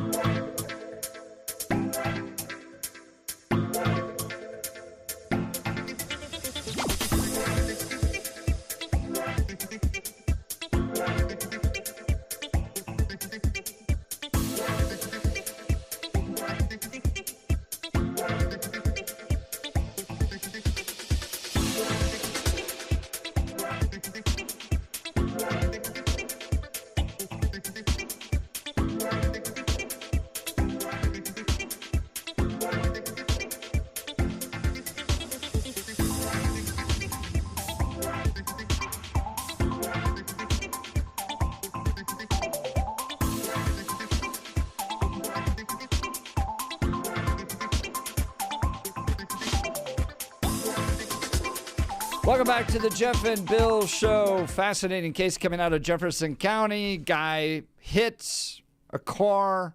2 people die, one on scene, one a little bit later. And because of the traumatic brain injury he gets from the case, he's deemed incompetent to stand trial, even though there's plenty of evidence later with run-ins with police that he can talk, he understands the difference between right and wrong and all that stuff. But he's deemed incompetent under a new law that was passed last year. It says the change was, a judge can dismiss the case or can put him in prison. The change was now to shall dismiss the case. And because there are no beds in our mental health facilities, dude's just walking around. Yeah. Just like because you get the traumatic brain injury. And the thing is that it was caused by the accident that he's responsible for. Yes. And that's the reason then that he's not held responsible. 18 years old. Yeah. Drunk, past the limit with marijuana in the system. And Bill, what I appreciated about what you said is with your family experience, there's no excuse. No. There's no excuse. No, it isn't. For harming other people and not having to pay the consequences. And this guy was interviewed. Natalie went after him after he was dismissed. He's walking out of the case. He puts his head. The guy looks like a total creep. Yeah. He puts a jacket over his head, won't answer any questions, has never apologized, never even said sorry. Yeah.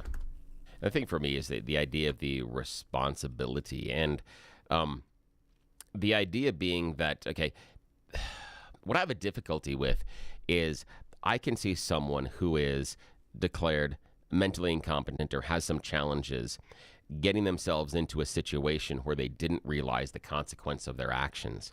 That's not this case. The brain injury doesn't happen until the accident that takes 2 people's lives. Right. So he was fully competent when making the decision that led to this situation. That to me is shocking because I would take into because the idea being that when you looked at, and again, this is a bad analogy, but I'm going to use it because it is the one that is probably most top of mind and most familiar to the audience, and that is the King Super Shooter. Again, bad analogy, but I think the congruence between the two is the mental incompetency. And the argument with the King Super Shooter was that he was mentally incompetent and couldn't tell the difference of right versus wrong when he picked up the rifle and started killing people at the store and made the choices to drive to the store and everything else. That was the argument there. Here, he doesn't become mentally incompetent until post-accident where 2 people die. So he had all of his faculties and could make all of the judgment prior to that led to the deaths. That is where I'm having a hard time wrapping my head around this one, that we can't hold him responsible for something that he legally should have been held responsible for, but because of his actions, he now has a brain injury, and then that gets him off the hook for making the choices that he did sans brain injury before the deaths. Well, and it's weird. So here are the options you have with the guy, Yeah. right? Under current law is 1, we put him in prison. Okay, we can't do that because he's mentally incompetent. And I agree with the concern that putting people that are struggling mentally in a general prison population is probably not the best thing to do. Not good at all. All right, so I get that. But if the only alternative, if you don't have enough beds, is these dudes get to go home Yeah. and play PlayStation? Yeah. And the thing for me is that there's no there's no outpatient. There's no, the idea is, sorry, no bed. We can't do anything.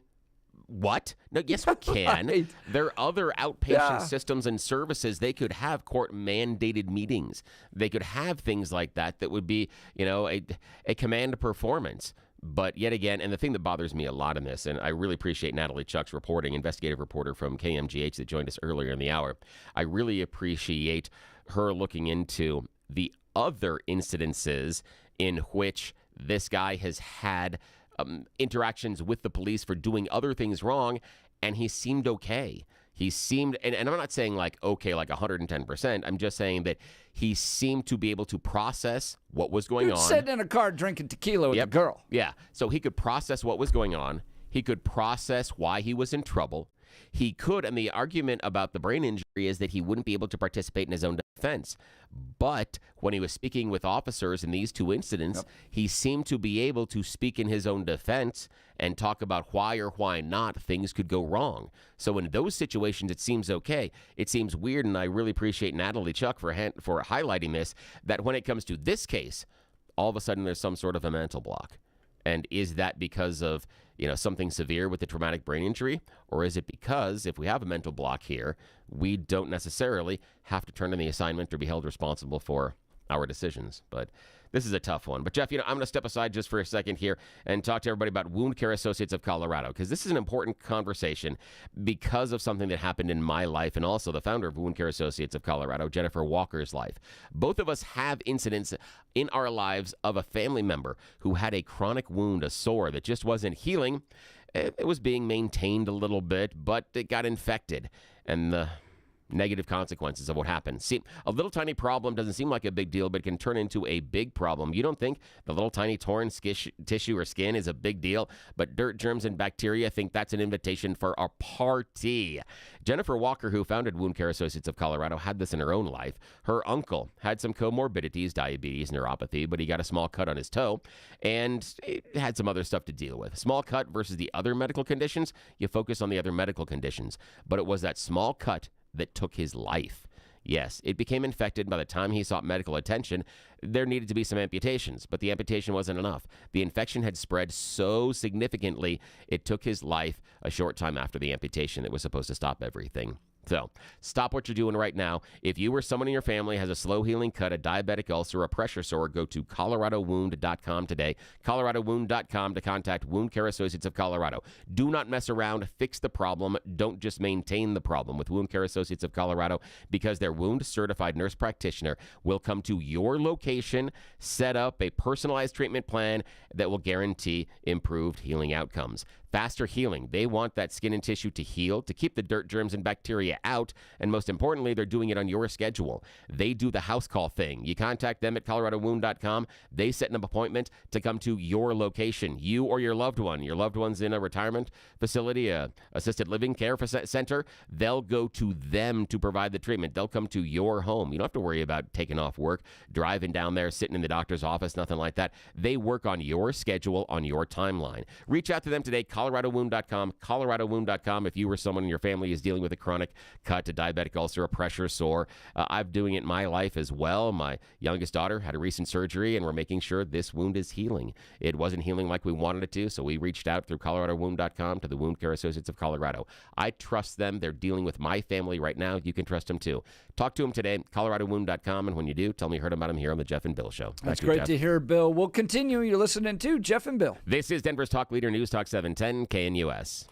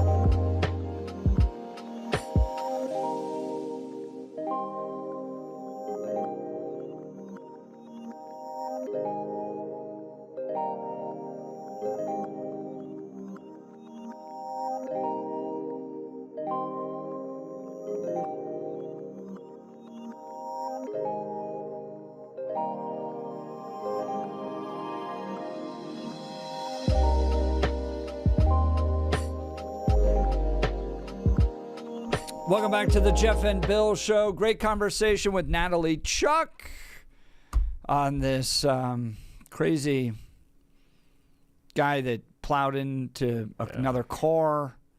2 women die. He gets out because of this essentially a loophole, but others are saying a feature of a law that was passed in 2024 that says if a doctor deems you incompetent to stand trial, go home and play your PlayStation. And please don't hurt anybody again. I'm super curious about the Republicans' votes for the bill. I can see the Dems vote for this, but the Republican votes are... I think that was a problem. I think it's Republicans' job to fix it. So it could be. I outreach to both Paul Lundeen and Rose Puglisi. Hopefully they'll take note. But thank you to Natalie Chuck for joining us. Coming up next, Secretary Ambassador Jim Nicholson joining us to reflect on Pope Francis. You're listening to Jeff and Bill. KNUS.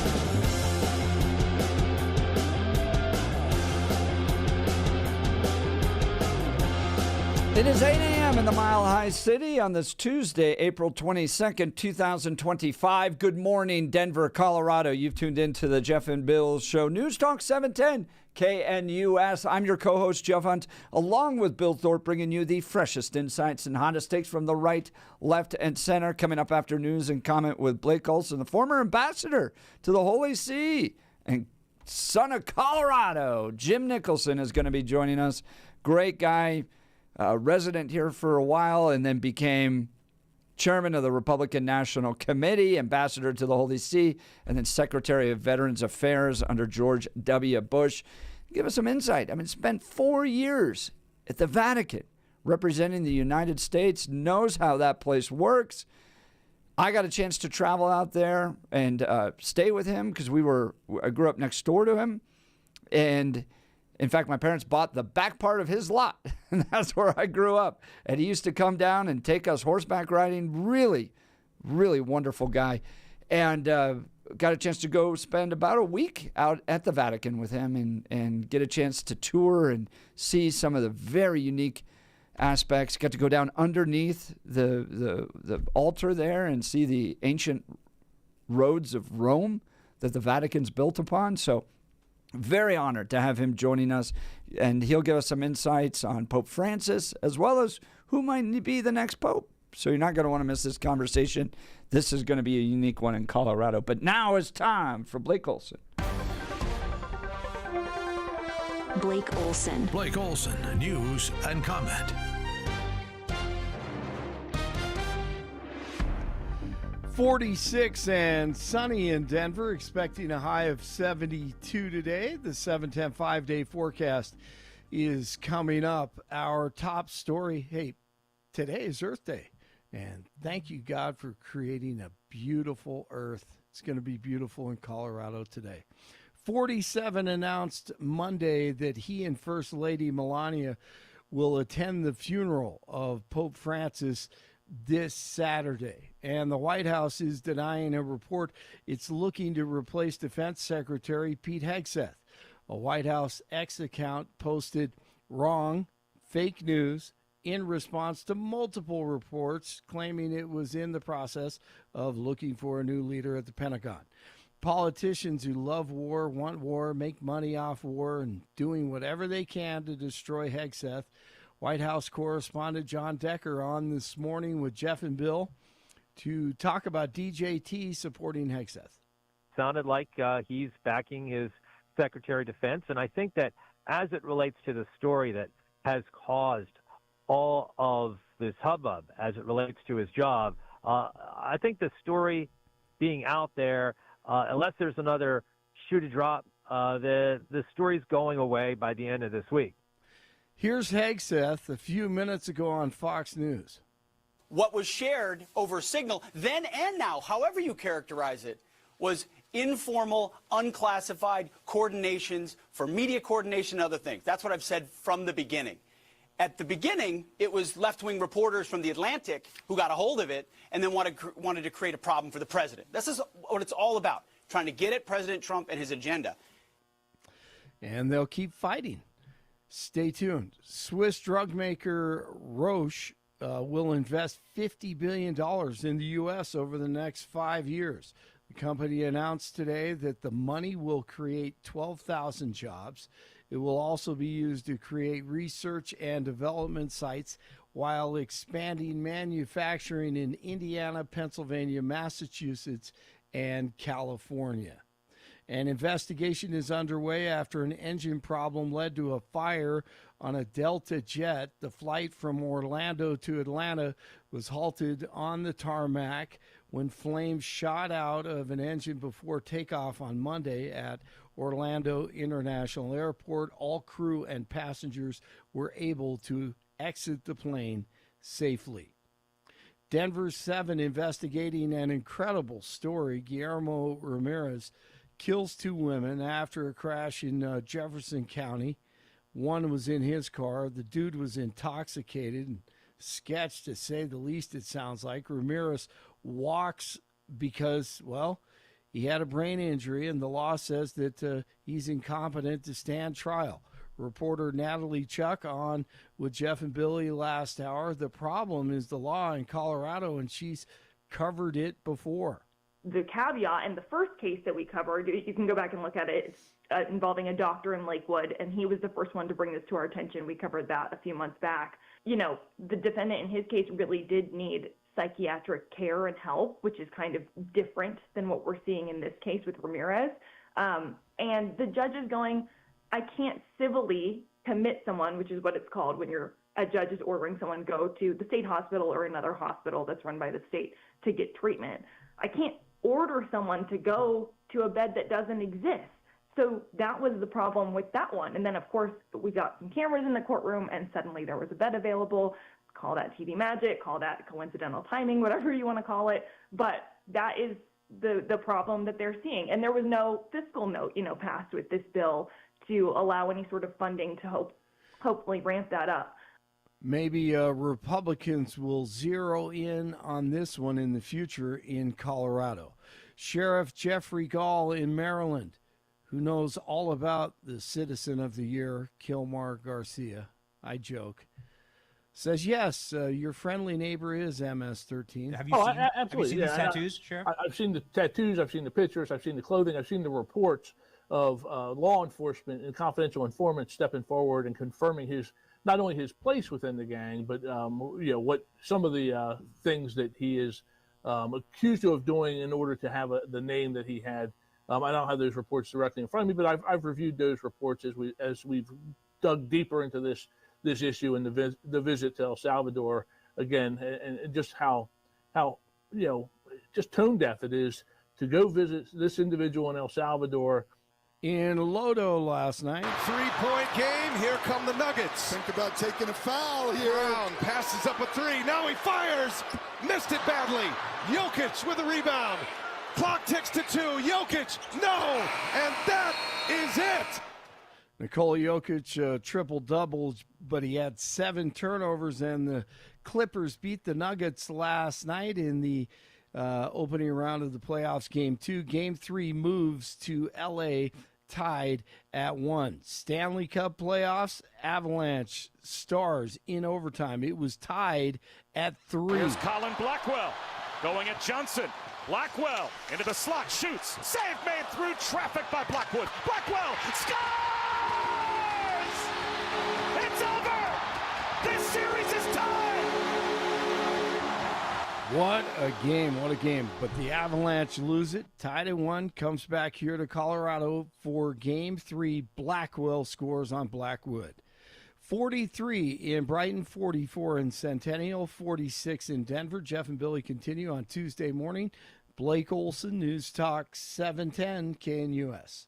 Your KNUS forecast for the Denver metro area calls for a very pleasant Tuesday. We'll be looking at temperatures today and again tomorrow, and also for your Thursday running a little above average. We'll see temperatures lower to maybe a mid-70 for highs. Some morning sunshine, little building afternoon cloud cover. A couple of showers and storms not out of the question today. A better chance of some showers and a few spring thunderstorms Wednesday and Thursday. Lows tonight and the next few nights, low to mid-40s. Weather sponsored by Colorado's Best Roofing, reminding you to protect your home from the harsh Colorado weather and schedule your free, no-obligation roof inspection today at roofingcolorado.com. That's roofingcolorado.com. I'm meteorologist Mark Huer in the 710 KNUS Weather Center.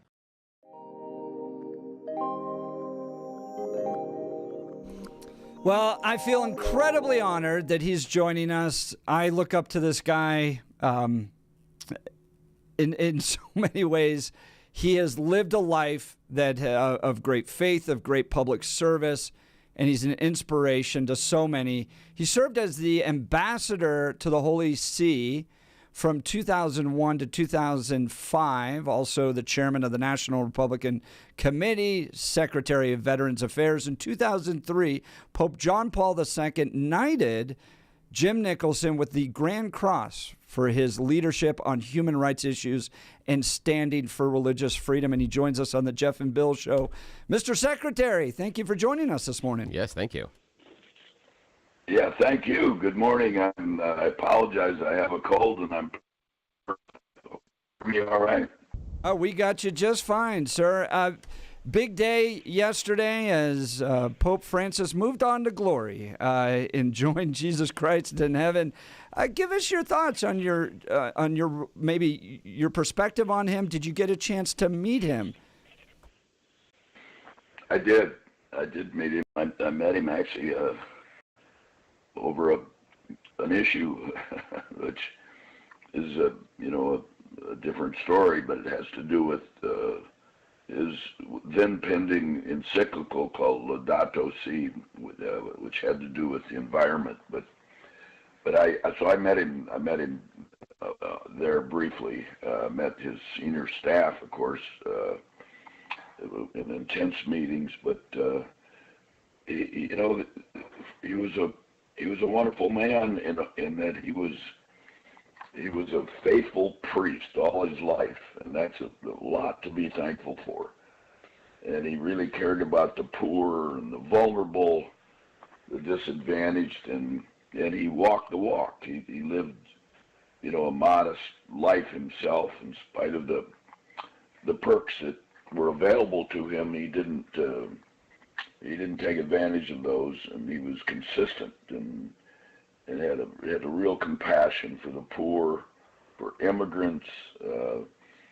He saw all those people in Argentina growing up that were suffering from the corruption of the socialist Peron regime, and it had an indelible impact on him. And so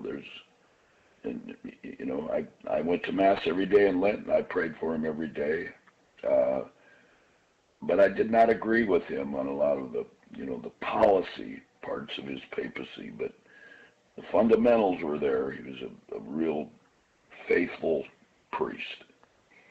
That voice you're hearing is Jim Nicholson, a former chairman of the National Republican National Committee and ambassador to the Holy See from 2001 to 2005, and Secretary of Veterans Affairs, storied career in public service. Secretary Nicholson, you get a chance to see popes in a very unique way. You served when Pope John Paul II was the Pope. Talk a little bit about the responsibility that a Pope has, the pressure upon them, and give us some reflections on how Pope Francis lived out his commitment to his faith.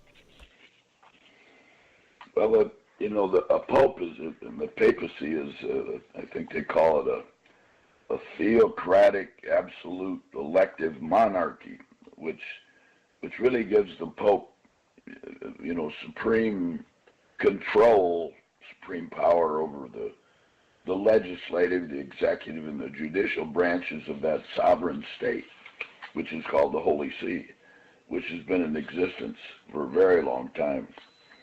And it's a state, and it has diplomatic relations with, I think, 170 countries, or did then. And the Pope has a very large, I used to call a moral megaphone. And under my watch as the ambassador, I presented my credentials to John Paul II on 9/13 of 01, and was able to brief him on what had happened 48 hours prior. And he was as sad as I was, and we said a prayer for the victims, but he said something important. He said, Ambassador Nicholson, we have to stop these people who are killing in the name of God. And that was not a privileged communication, so we were able to report that. And that gave us really a real boost in putting a coalition together of European countries to go into Afghanistan, to get those people who had attacked us. Iraq was a different story. John Paul didn't see it the way President Bush did. He was opposed to it, but he never said it was immoral, and we remained with good diplomatic relations and had a lot of important projects that we worked on together.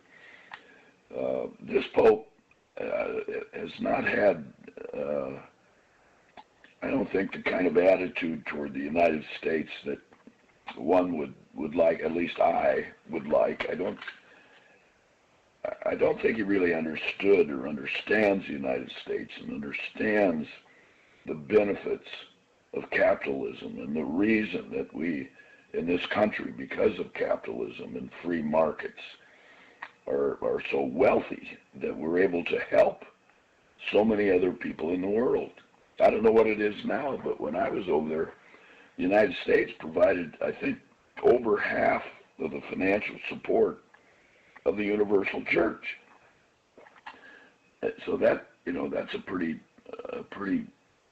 good testament to the success of our economic system and the generosity of Catholics. I think you're exactly right. That voice you're hearing is Jim Nicholson, former ambassador to the Holy See. And I know, sir, you're struggling with a cold, so we won't keep you too much longer. I do want to ask you, what would you like to see in the selection of the next pope? Well, I think this pope, God bless him, I think he's been progressive in ways,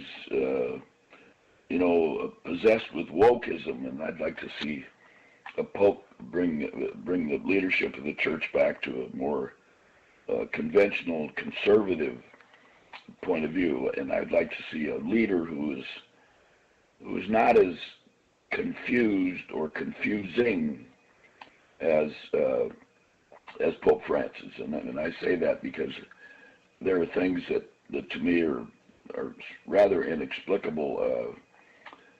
Pope John Paul II wanted two things to happen for the rest of his papacy. He wanted to establish diplomatic relations with the People's Republic of China, and he wanted to make a trip to Russia.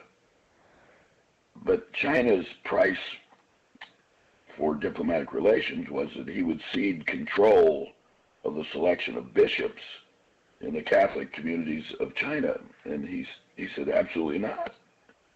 We won't do that. And this Pope has done that. And I am at a loss for what he's gotten from China for having made that major concession. So I hope we have, we have a Pope that's, a little more back to what I think is protective of the church and the values of the church, and not compromising those. We all know the famous line that Francis made when asked about, whether or not he would condone homosexual priests, and saying, quote, "Who am I to judge?" Well, if he's not to judge, who is? I mean, he is the leader. He's that, what do we call that, absolute monarch, and that gives him tremendous responsibility.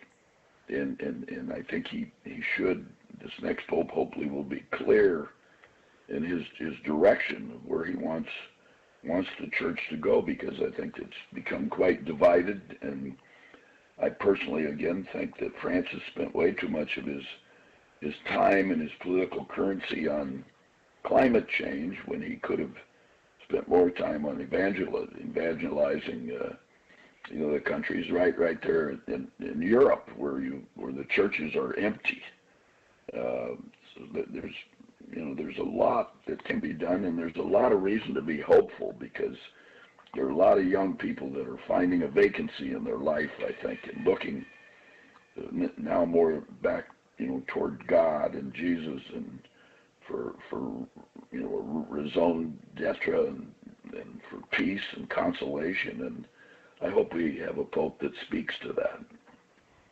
That's the voice of Jim Nicholson, former ambassador to the Vatican, joining Jeff and Bill live.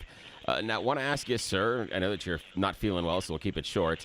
Do you think this selection will be quick, or will it be drawn out? How quickly do you think we'll see the white smoke in the air? If I knew that, I could probably make some money in Las Vegas, but I don't. I tend to think that it will be somewhat drawn out, because there are no notional favorites that I know of, and it's a fact that the cardinals from around the world, and there are 200 and some of them, that they really don't know each other that well. They come to Rome rarely together.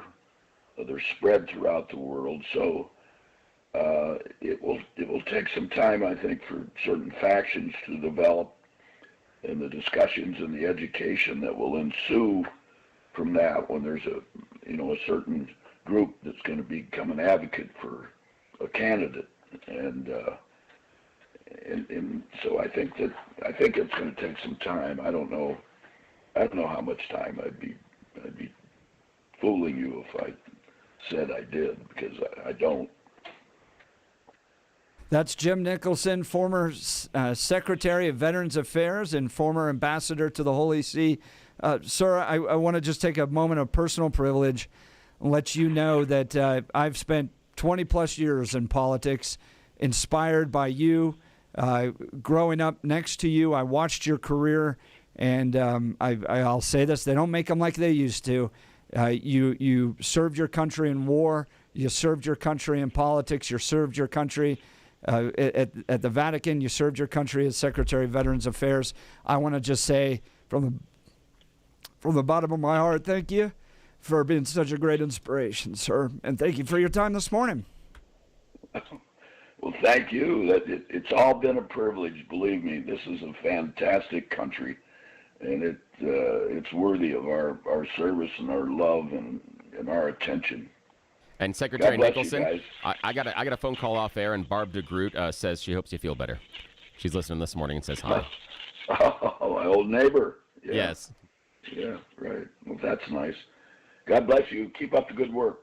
Thank you, sir. That's Jim Nicholson, former resident of Colorado, chairman of the National Republican Committee, and ambassador. He used to come down and give me horseback rides. That is really cool. That is really cool. Whew. There you go. That's neat. All right. That's always good. That was really neat. I mean, when you're a little boy, there's people that, you look up to baseball, football stars. For me, it was him. Yeah. And I love the fact that it was so close inside of your life. Very rarely do we find someone that is so close that can be such of a North Star inside of our lives. Because normally you have things like people are looking for the athletes, the movie stars, TV stars, film stars, stuff like that. And sometimes those heroes are found better in your neighborhood.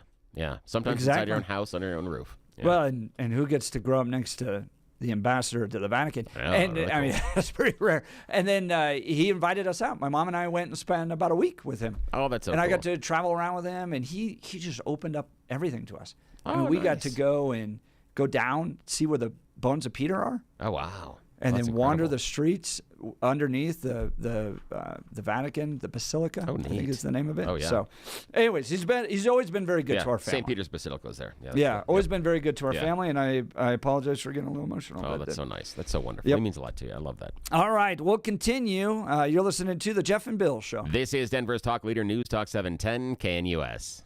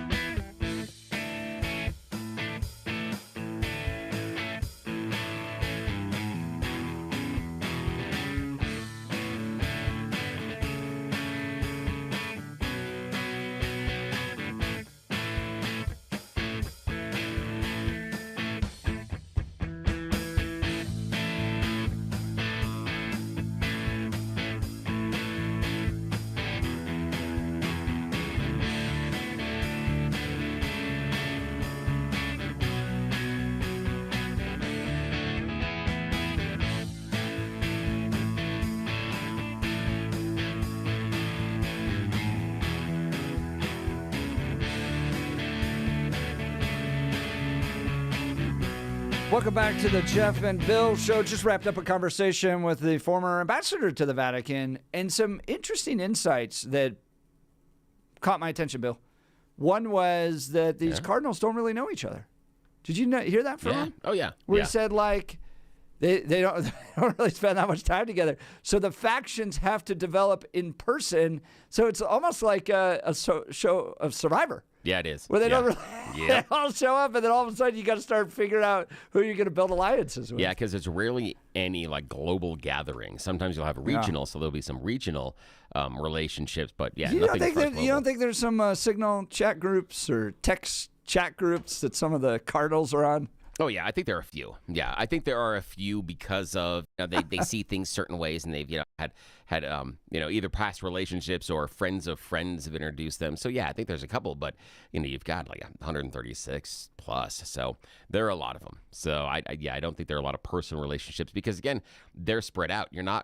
You don't show up and there's not, in very rare cases, an office full of cardinals. So there's, because they're spread out throughout the world because they have, kind of a regional area. So that's part of the idea that they're separated so much from each other. So yeah, they rarely have a chance to discuss, maybe only prior relationships as they were coming up together, maybe going through church together. But again, you have so many different parts of the world, different seminaries. The idea that someone would be in seminary class or even share a parish would be very unusual to come out and both be cardinals. That would be very unusual. So the other thing that was interesting to me was yesterday, a lot of our calls were generally pretty favorable of Pope Francis. They didn't really, agree with everything he did. And in fact, I listened to Charlie Kirk and Michael Knowles after the fact. And even then, Michael Knowles was like, well, you really couldn't pin Francis down as a real progressive, because he would kind of say stuff about, who am I to judge? But then he'd come out with an encyclical confirming marriage. And so, Michael Knowles saying, you can't really put him in our conservative liberal categories. And Nicholson coming in just going, nah, he's too progressive. But that would be his perspective, given age and other things like that. And it was and the interesting thing that I thought with what Jim was saying was the idea that he didn't like the woke and the climate change, but was talking about more evangelizing to grow the congregation. And if we had more time, and again, if he was feeling better, some of the question would be, could that be the form of how Francis was looking at being? Taking on the idea of evangelizing to the congregation, that if you're going to pull the younger kids in, is he speaking to issues that are important to the younger kids? And what I mean by that is, and again, I'm not saying that Pope Francis was right or wrong in the decision to make this choice, but what I'm asking is, could the choice have been made? I'm going to speak more often into climate change because it matters to those potential newer voters. And I would say that, versus our demographic, Jeff, the kids that are below us, climate change is more important to them. They have more of a focus on it than my generation, your generation had. Not universally, but it seems to be more important to them. So is that part of the evangelization? I do think, though, as somebody who went through seminary and learned about liberation theology, and when people bring up, and even the New York Times brought this up about Francis, that he was swayed by liberation theology, I'm like, oh, man, that was just an effort to shoehorn the gospel into Marxist thinking. Because I sat there, I remember debating our ethics seminary professor about this, because we had to read, there's books on this called Rich Christians in an Age of Hunger and all this stuff. And this belief that, here's what liberation theology argues, that the gospel of Jesus Christ isn't purely about saving souls. It's about righting institutional wrongs, one of those wrongs being wealth disparity. And Jim Wallace, Sojourners are big aspects of this. And it's not just the idea of God calling you to give more. It's the idea of, well, if the rich men own all the ponds, for instance, how can the poor be even taught to fish, right? We're not just going to give you a fish. We want to teach you to fish. Well, if the rich men own all the ponds, then we can't even teach people to fish.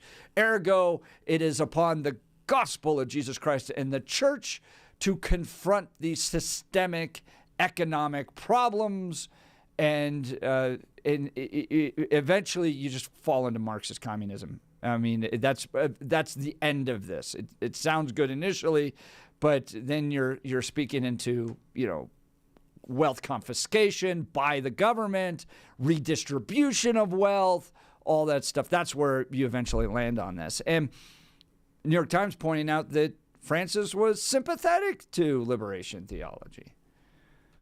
Yeah, and there's part of it in which I do see a thread of that inside of the church. I mean, again, the idea of easier for the camel to go through the eye of the needle, rich person having that type of idea, that the separation of resources is an issue. I can see liberation theology going as far as to get into Marxism, and again, the issue being that as a church or as a community, we can always decide where that necessarily stops as far as that redistribution of wealth. And the example that I would give most practically would be the progressive income tax system here in the U.S.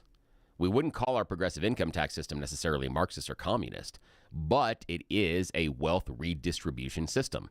And we can talk about whether or not that should or should not be done, the idea of the death tax, stuff like that. And so I do believe that, taking anything to the end point can lead you to strange places. But I think there may be some idea inside of, that when the church just says, well, guys, good luck. Hope everything works out some well. If you have some problems, come in here and pray. That may not be necessarily as effective inside of someone's life. The church's command upon the wealthy is far more demanding than anything that the government can demand of you, which is sell everything and follow Christ, right? You remember the rich young ruler, right? Like that's very serious stuff. That's not just joke around. Oh, Jesus, no. As Christians, you sit there and you go, oh man, like I've really got to deal with that's the command on my life. And in some cases, yes, you have to be willing to give it all up to follow Christ, okay? Now, is that the same thing as the church going to the guys with the guns and saying, all right, now I'm going to use these guys to force you to give it all up to other people? That's where liberation theology fails theologically, in my mind.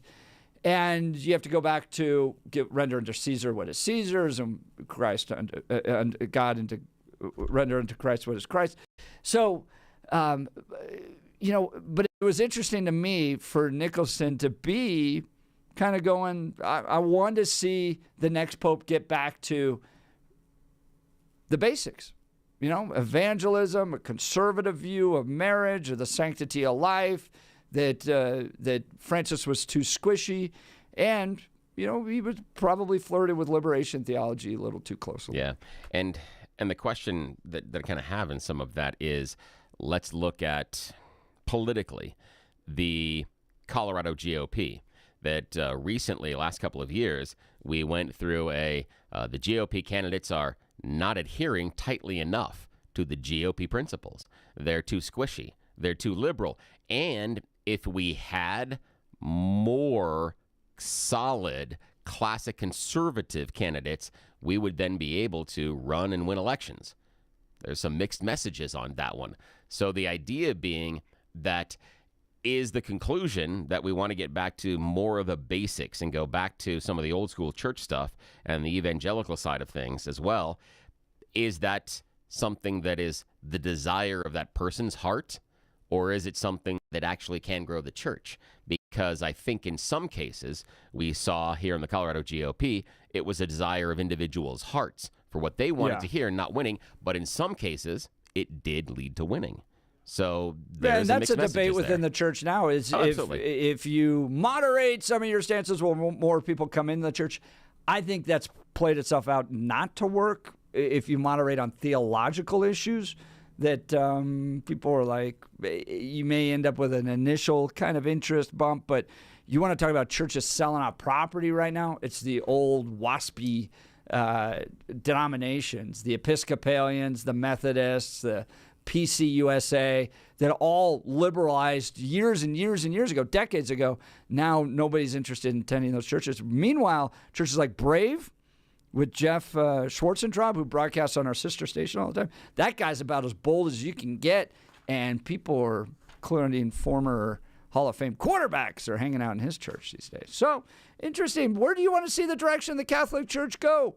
Do you agree with Jim Nicholson? Get back to the basics. Get back to the evangelism. Be clearly conservative with your biblical teachings, and the Catholic Church will grow? Or is it time for the Catholic Church to give up some stuff?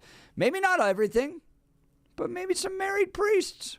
What do you think? 303-696-1971 or text us on the Dan Caplis Law text line 720-819-5115. Look, are you ready to transform your kitchen or bathroom into a stunning masterpiece?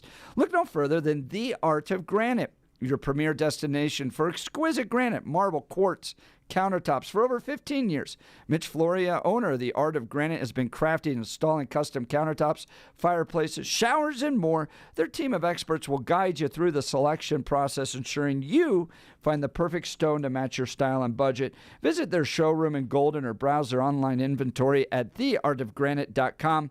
Discover the endless possibilities for your home renovation project. Listen to this. This is an amazing deal, guys. Mention KNUS and get a free bathroom countertop with new kitchen countertops, or choose a free kitchen or bathroom sink with any countertop package. Don't wait.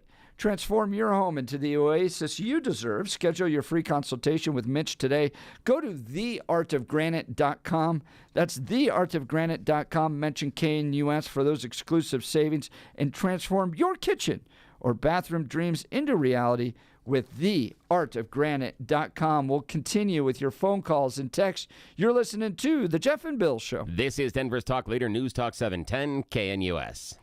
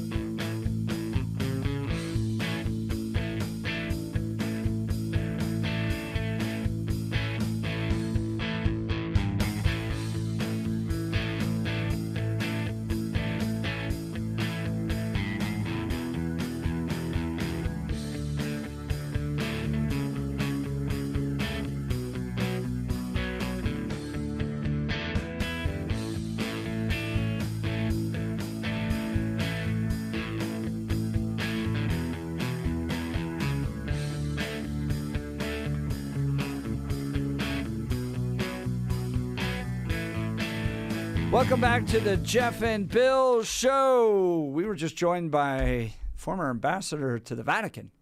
Now, what secrets do you think? We didn't get a chance to ask him that. Oh, I'm sure there's some. But, oh, absolutely. You know? Yeah. Oh, I'm sure there's some that he knows. Yeah, I'm sure. I'm sure there's some sort of like bookcase that he knows he can pull a book and it opens up and there's like all the treasure. I'm thinking back to Tom Hanks and, all those secrets. Oh, yeah. In those movies. I'm going through like, Nicolas Cage and National Treasure. So I'm thinking, yeah. That's what I'm going. I'm going full Hollywood. You've been to the Vatican? Yes. Yes, sir.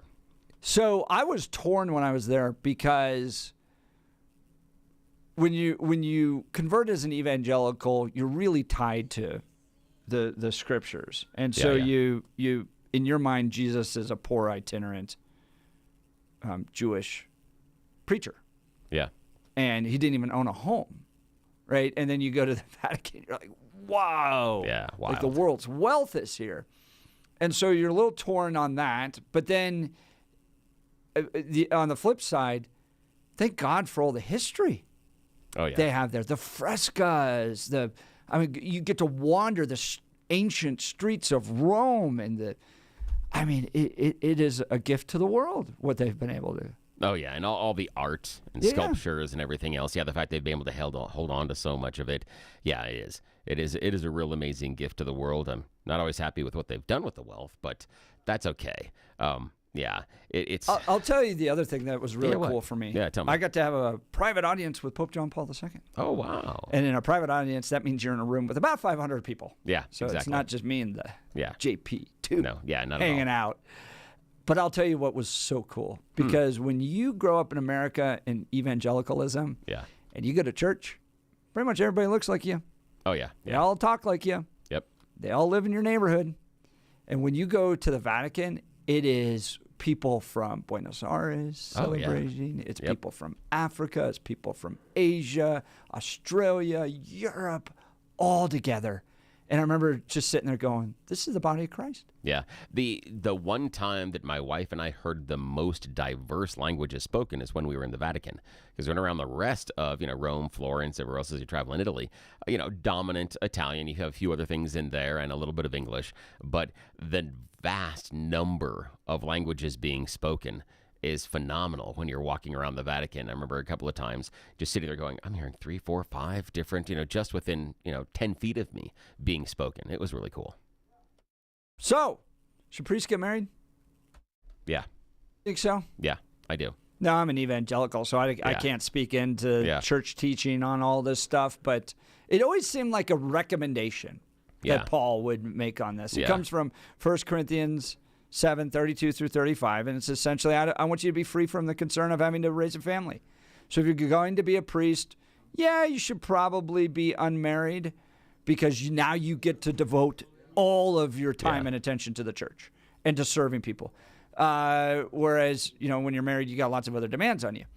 So, but it didn't seem like that was an order. This is the thing, and again, because, my brain's wired a little bit differently than some, the thing that always I didn't understand in that, and this is the one that I, again, had those difficult conversations that I may have been asked to leave the religion class for a little while and come back at the next session, was because I didn't understand why someone that is married could then go through seminary and be a priest. They're married. They didn't have to get divorced. But so if you do it first. So I'm kind of like, well, why does it, if it's so important, if it's so vital to the mission of the church, then why don't you force the person to get divorced? They can still raise a family. They can have kids. I didn't understand that. And person teaching religious class said, that's the end of this discussion. Move on to something else. You can sit in the hall. Pretty much what ended that one. Yeah. Yes. I joke. I'm like, Bill was probably the only person I've ever met that was argued into the kingdom of heaven. Yes, exactly. Yeah, probably the only one. Yes. The number of problems that I caused for so many teachers. I didn't understand it. I didn't understand why that's just so vitally necessary. But the funny thing is, it's how you connect with an idea. Yeah. So most people get offended, right? Like if you question or they get upset. Yeah. But for you, it's like how you love a subject. Oh, yeah, absolutely. Is by pushing in on it. And when Yes. people push back and like, no, Bill, you're wrong. You're actually like, you feel it as an expression of Oh, yeah. love. That's exactly where it is. There's this quote that I love from Doctor Who, and it's like, that looks somewhat unique, different, and dangerous. Let's go poke it with a stick. I'm like, yeah, let's go find out. My question was always, why did that happen? Why is this the thing that we're doing? And over and over and over again. And it's been to a long list of questionable decisions. But I push on the idea that why would this, make sense? Why does this make sense? I don't find any reason why priests can't get married. The other one that'll break everybody's brain, knowing that I am a long-term Roman Catholic, is I don't understand why certain sexual organs are okay to be a priest and certain other ones aren't. And the only reason Why for it's that, given to male, not female. yeah, exactly. That I don't understand. And the only reason being, and I understand the teachings inside of the Yeah, I Bible, think and I the get Bible's that. clear on that And one. I get that one. The thing for me is that if you don't have enough priests, maybe we don't constrain it to only one part of the population. That's the only thing, is if we're going to say we don't have enough priests, we need more people in the priesthood, we need these churches to grow, you've self-selected to a certain point. And there may be a time to have a conversation or a reflection on that as far as what that could look like and how maybe parts of that can change. Well, And, who the knows? argument being that sisters and nuns have plenty of opportunity to influence. Oh, yeah. And they can Yeah. do great work. I mean, look at Mother Teresa. She didn't hold a priestly office, yet changed the world in incredible ways. It just has to do with that particular office, per Paul's orders in Scripture, remains to be done for male. Yeah, and I get it. And the only thing that I would have the discussion on is, and this would be fun, this is where you and I would go around in class for a while, is the idea that at the time, though, what were women allowed to do in the society? Yeah. So it would make total sense based on the societal construct. The lack of education. That men would only be allowed to. But if it was the case where Jesus arrived today rather than thousands of years ago, would the same rule apply, given our societies are constructed differently? So I'm just curious about how much of that is a societal restriction and how much of that is an ecumenical restriction. I think it's different, and I think there's some conversations that can be had there. And the fun part is I'm not certain that there is a right or wrong answer, but there is one that is concurrent with the faith and how it's being taught, but how does it grow? But again, that's always a problem in class. All right. Over and over again. Bill, I went to seminary. You challenged questions. It's what we did. We studied this stuff. People are welcome to join the conversation. 303-696-1971. We hosted Jim Nicholson, former ambassador to the Vatican, and he was going, I want to see a return of the church to its fundamental core teachings, evangelism, the basic biblical teachings on marriage, on the sanctity of life, being pulled off into stuff like climate change as a distraction. Get back to the basics. Or would you like to see some changes? This is a moment. This is a turning point for the Roman Catholic Church. Do you want to see it recommitted? Do you want to see some flexibility in areas? Phone lines are open, 303-696-1971, or text us on the Dan Caplis Law text line, 720-819-5115. Someone that I think would do a great job as a pope, but look, I'm not Roman Catholic. Dan Caplis with Dan Caplis Law, only because he's given 40 years of service to people, helping them get justice in injury cases. But more than just being a great guy with decades and decades of experience, Dan is believed to be the only lawyer in Colorado history to win 5 straight multi-million-dollar verdicts in Colorado crash cases. Dan is also believed to have won the largest truck crash verdict in Colorado history. Dan Caplis Law is so trusted that he's the official law firm partner of the Denver Nuggets and the Colorado Avalanche. Dan Caplis Law is a serious firm for serious cases. Dan accepts righteous injury cases on a percentage fee basis so that he can represent good people from all walks of life without regard to ability to pay. So if you need Dan's help, here's his phone number, 303-770-5551. 303-770-5551, or hit dancaplisLaw.com. That's Dan, C-A-P-L-I-S Law.com. We'll continue. You're listening to The Jeff and Bill Show. This is Denver's Talk Leader, News Talk 710 KNUS.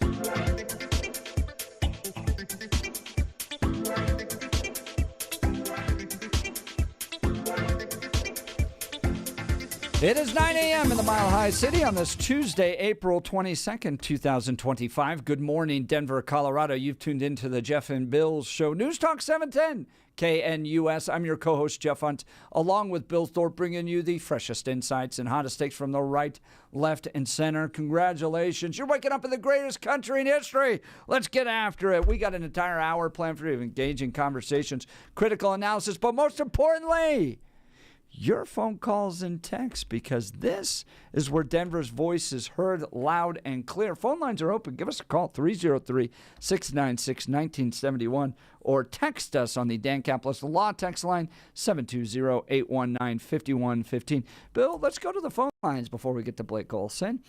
We've been talking the changes that could be taking place at the Vatican, because this is a turning point.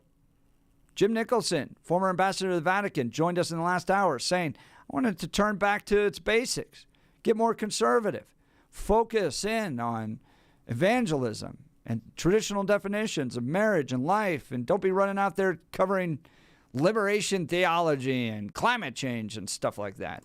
Let's go to the phone lines. Steve in Denver. Good morning, Steve. You're on the Jeff and Bill Show. Good morning. Good morning, gentlemen. How are you? Good. How are you? I'm doing good. So, yeah, I've been listening to this for a couple days, listening to Hugh and different versions of, what does a pope mean and where does his authority come from?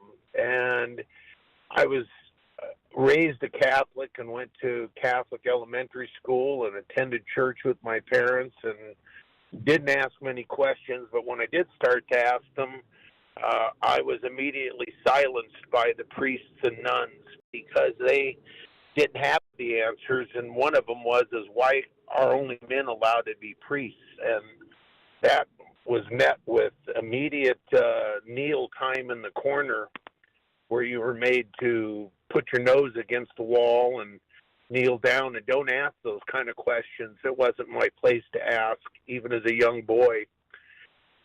And the priest that implemented those punishments turns out to be also one of the priests that did the most vile acts to young people in the Catholic Church. His name was St. Peter. What a travesty to name him after such a great apostle. Yeah.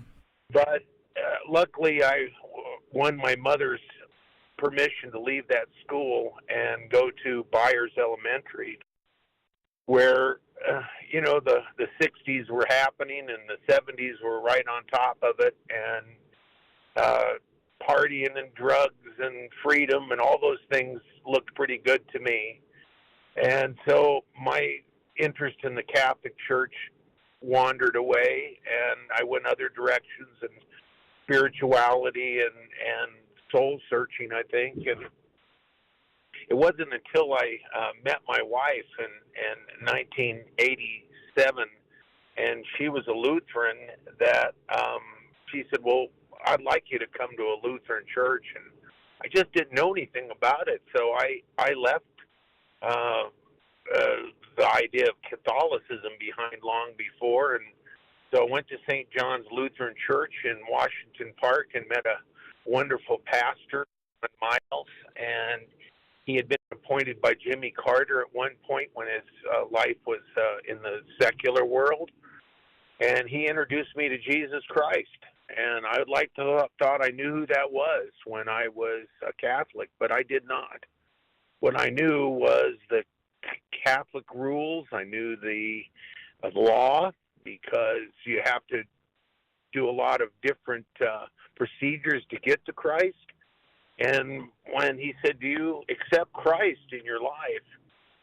I said, well, yeah, sure, I'm a Catholic. He said, that's not what I asked.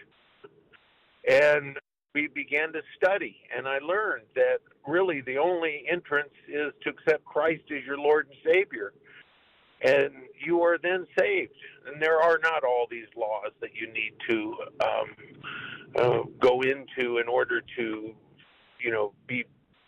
go and be prayed over, or you have to pray this many Our Fathers or this many Hail Marys in order to be absolved of your sins. You have to admit your sins to God and Christ and repent And when you do, God is a forgiving, loving God, and He, in fact, does forgive and does bring you into His heart and you into His. And that's what I found and discovered. And through that, I read a great book that I'll share with you by Eric Metaxas called Martin Luther. And I advise every Catholic to read this book because you'll understand. It's a long one. Yeah, it is a long book, but it tells such a great story. You have to, if you've read it, you'll know what I'm talking about.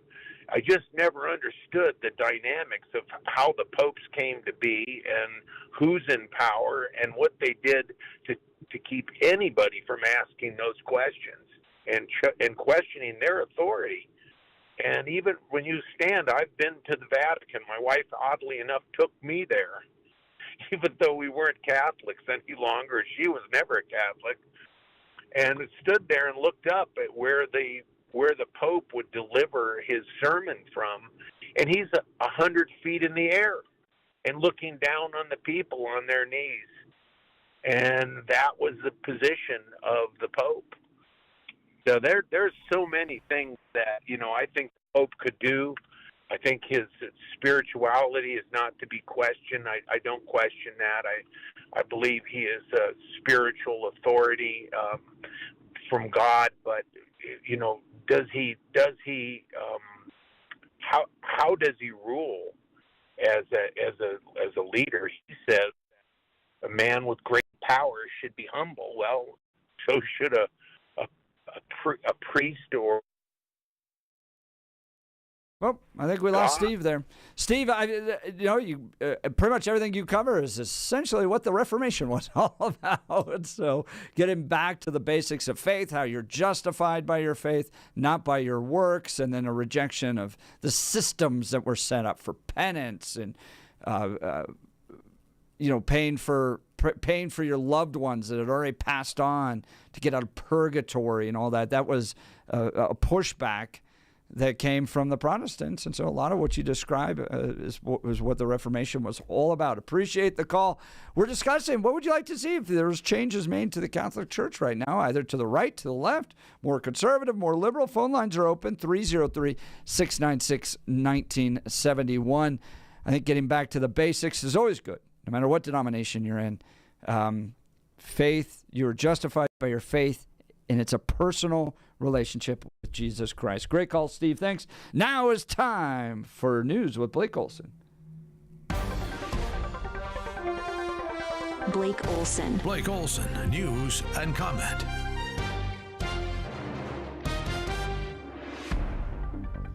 .54 and sunny in Denver, expecting a high of 72 today on Earth Day. The 7-10 5-day forecast is coming up. Our top story, rumors of a visit by personnel from DOJ prompted people to freak out in Boulder on Monday. Colorado Congressman Joe Neguse met with protesters at the National Oceanic and Atmospheric Administration facility after false reports DOJ officials were there. I love the fact we're rightfully concerned, and the community is rightfully concerned about what may be happening at NOAA and at NIST. We know that NOAA, NIST, and our federal labs remain targets. Sorry, Jeff, I couldn't stop it. Go ahead. No. I apologize. So the perspective is so great here, right? And I've run into this down at the Colorado State Capitol, and you remember the lady with the beehive cover? Yes. I mean, this Maskey. They believe their jobs are so important. Yeah. That how dare anybody challenge the importance of their jobs. And then the idea that President Trump, who's duly elected by the people, by the way, could fire them? No. What? You can't fire me. I'm a government employee. I feel like that should be my ringtone. Blake, I'm going to clip that, and every time you call me, it's going to say, "You can't fire me. I'm a government employee." Look, I understand they do important work. I think some do. Some do. Yeah, right? well, most of them probably do. But that comes with the territory. Yeah. We all work in radio in an industry where we could be off tomorrow. Well, you got that right. And you just got to deal with it. So I'm sorry, you can't be in such a position where you're offended by the idea that maybe somebody wants to see if your job's that important to the point where a taxpayer's hard-earned dollars have to pay for it. That's right. I agree with that. That's why we have elections. The voters spoke, and they said they want to cut this stuff. And part of it is waste. Some of it is fraud. And some of them are jobs that we don't feel like we have to have. And I just love the fact that Joe Neguse is there. I know. Running down. I'm here for you guys. Yes. Just listen to the tone of his voice real quick. This is what drives me crazy. You were rightfully concerned, and the community is rightfully concerned about what may be happening at NOAA and at NIST. We know that NOAA, NIST, and our federal labs remain targets. They're targets. They're, the clenched fists, and here we go, and they're coming after us. I hate the tone of voice on stuff like this. Drives me nuts. All right, 47 announced Monday that he and First Lady Melania will attend the funeral of Pope Francis this Saturday. One of Jeff's heroes growing up, Secretary Jim Nicholson, former ambassador to the Vatican, on the show last hour. And although he respects the Pope and respected him, he'd like to see a different direction taken by the church. Well, I think this Pope, God bless him, I think he's been progressive in ways, possessed with wokeism, and I'd like to see a Pope bring the leadership of the church back to a more conventional, conservative point of view, and I'd like to see a leader who is not as confused or confusing as Pope Francis. Amen. The public will be able to start paying their respects tomorrow at St. Peter's Basilica. A lot of Catholics say they need Bishop Schneider, who knows all about Islam and is trying, it says they're trying to destroy Christianity in the West, and the globalist left has allowed it to happen. This is very serious. Now we're witnessing an invasion.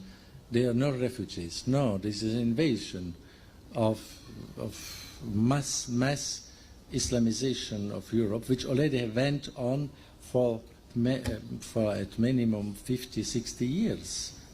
He would be a great leader, no doubt. DJT and Pete Hegseth are crushing it when it comes to military recruitment, but the lefty establishment and a few on the right who love war and trying to destroy the Secretary of Defense, Pete Hegseth, and DJT just continue to build upon this story. But he said this morning he's not playing those games with the media. What was shared over Signal, then and now, however you characterize it, was informal, unclassified coordinations for media coordination and other things. That's what I've said from the beginning.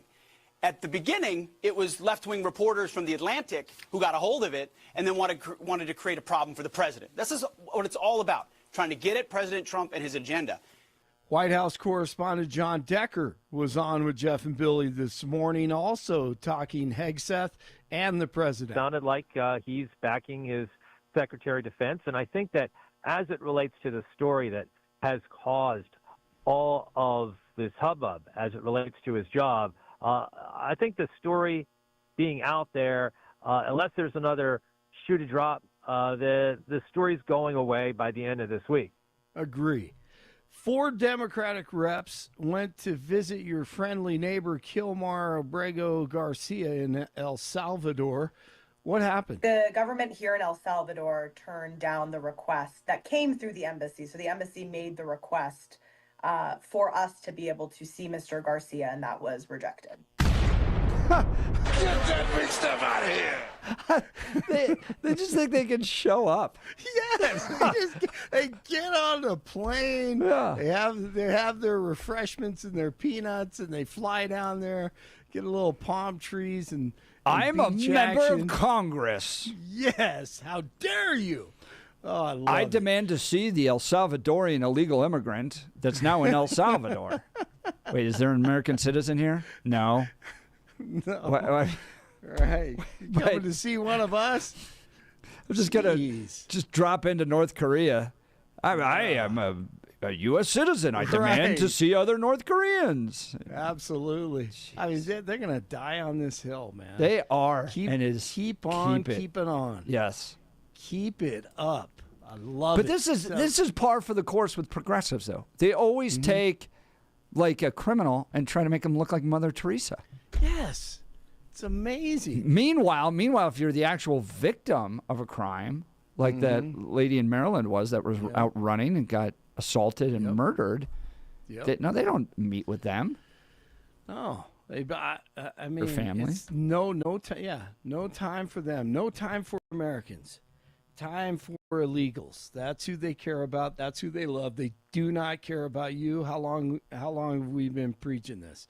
I've been preaching it for 25 years to people I know, but who knows? All right, the fun stuff. 3-point game. Here come the Nuggets. Think about taking a foul here. Brown passes up a three. Now he fires. Missed it badly. Jokic with a rebound. Clock ticks to 2. Jokic, no. And that is it. Clippers tied the series at 1 apiece last night. Heads to Los Angeles now. Nuggets and the Clippers in this first round. And then on the ice last night, the Stars and the Avalanche in North Texas. Going at Johnson.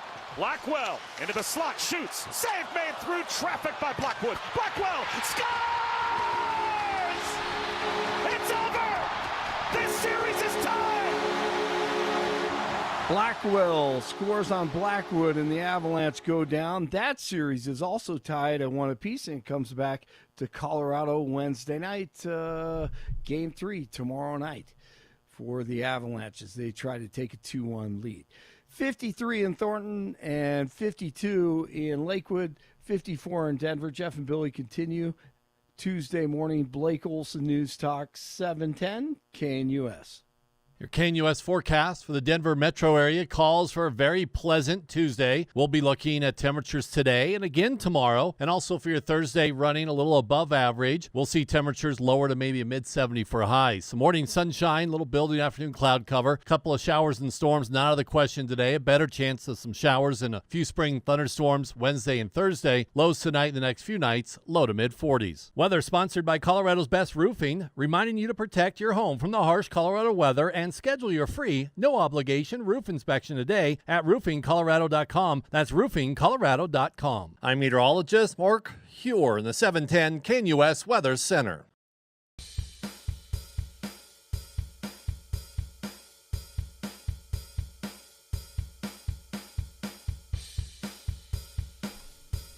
Music. Yeah, no music. I don't know what music Music is. as we get No idea. started on the Jeff Yes. and Bill show.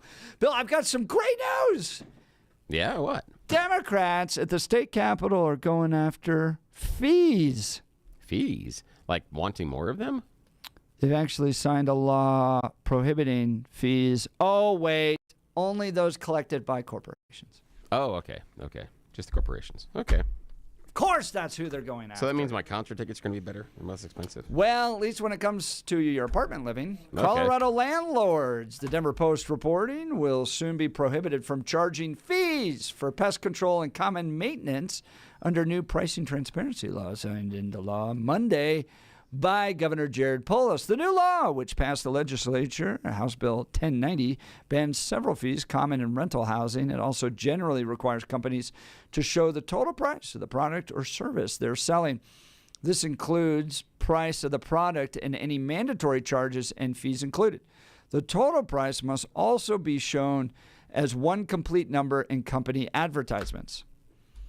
This is wrong. Well, they're wrong about this, and this is why. Because we still don't do that. Because you're still going to walk into the store today, and even next week, after the law has been implemented, months down the road, and you're still going to have to figure out what the hell tax is. Yeah, that's the thing is, I would be happier about this if it was just finally put the tax in the stinking price. Figure it out that way so I don't have to be doing math. That would be it, but this doesn't do that. No, it doesn't at all, and that's why I'm mad about this one. Yeah. That's why I'm mad about this, because they didn't fix the thing that's really pissing me off. But okay, go right, I know. And Bill, this is where I go, huh. Yeah. Huh.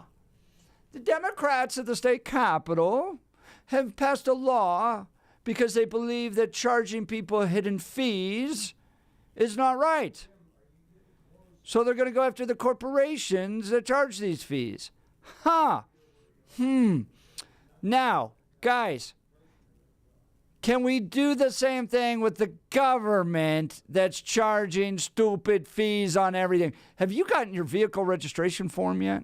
Yes. Or you had to pay that thing? Yeah. Yeah, there And are lots the of 30 or there. so random fees associated with that? Yeah, there are a lot of those fees. It's kind of silly. It's like the clerk hair care fee? Well, it's basically they've learned from the ticket concert people. Said, there's a shipping and handling fee. There's a using our website fee. There's a because we don't like you fee. All those fees they've tacked on at the end. Yes. Listen All to of this. I went back to our friends at the Common Sense Institute. Best research taking place in Colorado, hands bar down. none. The first year of the following the passage of Tabor, fee-based enterprises in Colorado generated $742 million. Okay. Wow. By 2023, their revenue had increased by over 3,000%. Wow. Far beyond population growth, which was 62%, resulting in $23.3 billion in fees. Wow. That's a lot. And I know the study you're talking about, and the issue being that the percentage of state spending that we derive from fees is astronomical. Yes. In fact, let's just do a little game right now with our audience.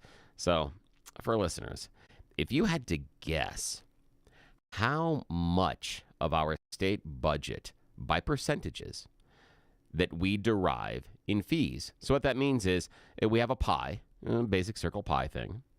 And if we had to draw the lines on there, where do we draw the line showing the portion of the Colorado state budget that comes out of your taxes? And then how big is the other side of that pie that shows what percentage of the Colorado state budget comes out of fees? How would you, listening to the Jeff and Bill show, draw those lines? What side would have the bigger part of the pie? Well, maybe by my question, you can guess that I'm assuming most of us would draw the taxes being the larger portion of the pie, probably significantly larger portion of the pie. However, that's not actually how it works. According to the Common Sense Institute in 2023, 71% of state spending were from fees. Fees. Mounting to $8,442 per Coloradan. Yeah. Great. Good job there. Yeah. So help me help you. Yeah. And so that's the idea. Mr. Lawmaker, who just ran through a bill and said, look at me. I am going to take on those terrible fees you are forced to pay by your apartment landlords. Meanwhile, send me all your fees. Yeah. Now remember that we go back to 1996 with Tabor. Fees. I'm bathing in fees. At that point, 46% of our state spending was derived from fees and taxes. So from 1996 to 2023, we've gone from 46% in fees to 71% in fees. Now let's review. This is the same state legislature that is having to cut programs right now because they don't have enough money for it. And the same state legislature that says they're not getting enough of your tax dollars and need to take away Tabor. I'm sorry. You're only using Tabor, tax money for 30% of your budget. A little bit more than that. That's it. That's all you're using it for. And somehow that's where you're not finding enough revenue. When you have 70% of our state budget derived from fees. Stop moaning and complaining about Tabor. Yeah, that's ridiculous. It is already a minority of the state funding. So understand that when you get the Democrats standing there in front of the cameras crying their giant crocodile tears about how Colorado doesn't have enough money because of Tabor, Tabor's not even half the state revenue. It's barely a quarter of the revenue. A quarter. Yeah. Barely a quarter of the revenue comes from Tabor. And so those Democrat legislators that are crying and moaning about the handcuffs to the state budget that are put on them because of Tabor, over 70% of our state funding is Tabor exempt. They've already worked around it. They just want to get their hands on that last little bit of the money. So when they complain about Tabor, they're full of it because they've already figured out the workaround. They already derive 70% plus of our state revenue from fees that are not subject to Tabor. So stop with the crocodile tears. Stop complaining about Tabor. It's not the problem. This law goes into effect January 1st, Denver Post reports. It comes amid broader scrutiny of so-called junk fees.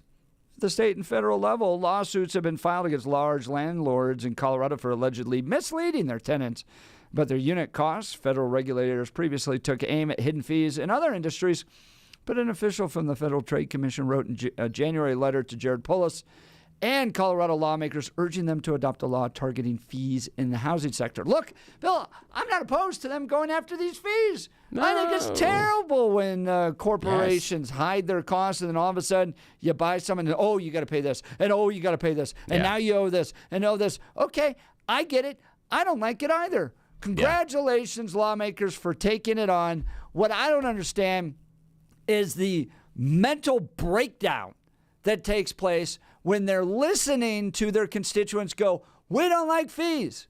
Yeah. And they're like, I understand. Let's go after those terrible corporations.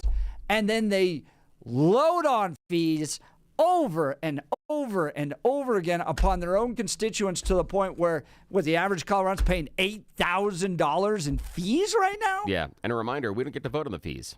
That's nothing that we get to. Exactly. Great point. They have figured the workaround. They know that coming to us and saying, can we please have more of your money, doesn't work out so well. So if they tag them on as fees, there's nothing that you and I can do.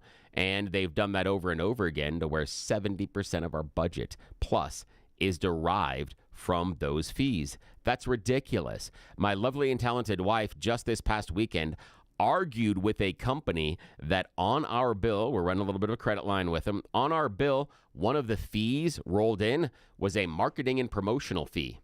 They were charging us to pay for their advertising. We called them and said, that's not part of our agreement when we took out the money with you. Yeah. This is a line of credit that, that we can use. It's not credit card or anything else. It's with one specific shop that we can go in there and you've got a couple of $1,000s for unintended consequences of things that can happen.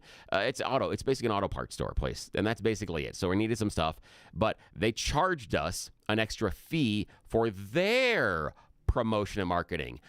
That's not the agreement. So yes, that fee was taken off, but how many other people just saw that and didn't even pay attention to the bill? And that's what Colorado was doing for us. That's what they're doing. They figured out you and I don't have to vote for the fees, so everything becomes a fee. If we want to change this tomorrow, you run a Tabor, but you make it fees. Make it fee-based, that we all have to vote on them, and this stops. But, I don't know. They're starting to. Unfortunately, there was a proposition that passed a few years ago that said if it reaches a certain threshold in the amount of fees it covers, it's now got to go before Tabor. So, and obviously that threshold's not 71. Passage, Proposition 117. When it gets to 125%. Yeah, right. Yeah, more than all of them, yes. So, it is, but for me, it's just the disconnect of lawmakers going, we're going after those guys, those evil guys charging you all their fees. Can't even look in the dang mirror. Yeah. All right, you're welcome to join the conversation, 303-696-1971, or text us on the Dan Caplis Law text line, 720-819-5115. If there's anything Bill and I agree on, it's the when you get lawmakers taking advantage of people, whoo, boy, you'll get us both zeroed in on you. Great use of your money, by the way. Not with fees, but if you need to protect the things you love, especially your business, that's alarm detection systems. Reliability isn't optional when business security is on the line. It's essential. Businesses trust alarm detection systems for the highest level of service and expertise. Think about the time you could be saving using one source for cameras, key card access, fire and intrusion systems. ADS offers expert alarm installation and testing by highly trained technicians, 24/7 professional monitoring, same-day or next-day service upon request because downtime isn't an option. Dedicated teams for cameras, access control, and fire alarms, and over 300 security professionals all working for you. Choosing ADS means your business stays protected and will be ready to open tomorrow. They combine human monitoring with the latest AI camera technology to prevent crime in real time. Trusted by large and small businesses, including many Colorado schools, their security experts will review your system for free. Go to adsalarm.com and schedule your review today. That's adsalarm.com. Alarm detection systems, the first choice of Front Range and Colorado businesses. adsalarm.com. We'll continue with the Jeff and Bill Show. This is Denver's Talk Leader, News Talk 710 KNUS.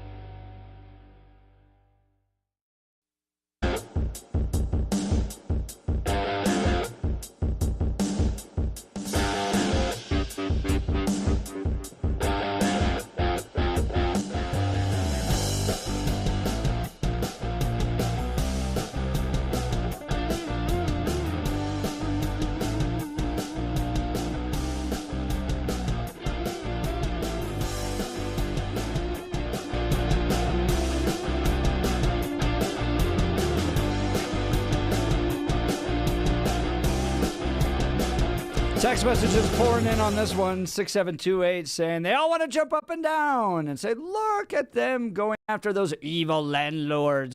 Yes. But yet they don't even look at their own car registration and realize that they pay more in fees than they do the actual registration of the vehicle. Yeah. Then you're going to get hit with state bridge fees and county bridge fees. Shouldn't the state cover the county? But I digress. I guess it's the old adage, my enemy and my enemy and my enemy and my enemy. But the point being, these lawmakers are very proud to stand on a platform and point at all the evil fees being generated on you by those corporations. Meanwhile, the amount of fees they're collecting dwarfs anything that those corporations are collecting. You know, that's a really, really interesting perspective. I like the fact that you just brought that up, because imagine this in your life. If you went down to register your car, or maybe you are paying your internet or a cable bill, maybe it's your insurance bill, maybe it's just going down and going to the grocery store. Imagine if you looked at your receipt at the end of any of those transactions and you figured out that 71% of what you paid were fees, not always necessarily related to the item or product or service you were purchasing in the first place, but they were additional add-ons for extras. What would you think if you went and you had to pay your cable bill, your internet bill, your car insurance bill? 70% of it was taken up with extra added-on fees, not always necessarily connected to what you were getting, not connected to your internet service, not connected to, all the cable that you watched over the course of the month, not connected to the insurance for your car. Yeah, you've got comprehensive, you have collision, you have the other stuff, but now an extra 70% added in fees. None of us would stand for that. But because we have no other options, really, as far as our state government, that is how they roll. 70% of our budget is generated through fees. So a reminder, as we talked about in the first segment, every time you hear these Democrat lawmakers crying over Tabor, it's a minority of how they derive their income for the state. They need to shut up about it, because the real money is found inside of those fees. When you have 30% or less of our state budget being generated through Tabor, the idea of our taxes, and they complain that they're not getting enough money from that, no. You guys have found how to generate more than enough money. When you generate 70% of our state budget through fees, you're not concerned about Tabor at all. Which fee drives you the most nuts? Is it the bag fee? Is it the stupid Amazon delivery fee that you have to pay all the time? I don't know. See, the thing for me, the bag fee doesn't bother me because I just bring my own bags. I've got no problem with that. And the thing is, I for years, I carried a backpack or other stuff, and so I never did. So that was it. I always talk about, wearing hoodies. I'd kangaroo pouch it. Just shove the stuff in the kangaroo pouch. So that one doesn't bother me as much. And then run. That was when I was younger, because I could run faster. Now, not so much. Now I'm shuffling slowly away from people while they yell at me. Sir, come back here. Yes. Yeah, we'll call the police. They'll get here in time before he gets to the car. And this is the weird part and this is why I am a good example of someone in some cases that hasn't been paying attention. I'm not sure what fee that would be, because again, I don't pay as much attention to that as I should, because until this morning, I had no idea that 70% of our state budget was derived from fees. Now I'm going to start paying more attention because of it. I thought it was like a 50-50 at this point. It always drives me nuts, the car registration one, because it is so long. That's a good point. And the amount of fees that are there, that's a really good point. You literally, not literally, but you have like the hair care service fee for the clerk. Yep. Where you're just going, what? There's no... And then the cell phone bill's got all the fees. Yes, the cell phone bill's awful. Every time you order something on Amazon, you get stuck with that stupid state payment delivery fee. And then the bag one, I will, in principle, Bill... Yeah. Allow my groceries to roll all over the back of my car rather than pay the stupid 10-cent fee. Oh, see, I get that too. As a result, because I don't carry bags, I'm not a responsible person. My wife does carry the bags in the back of her car.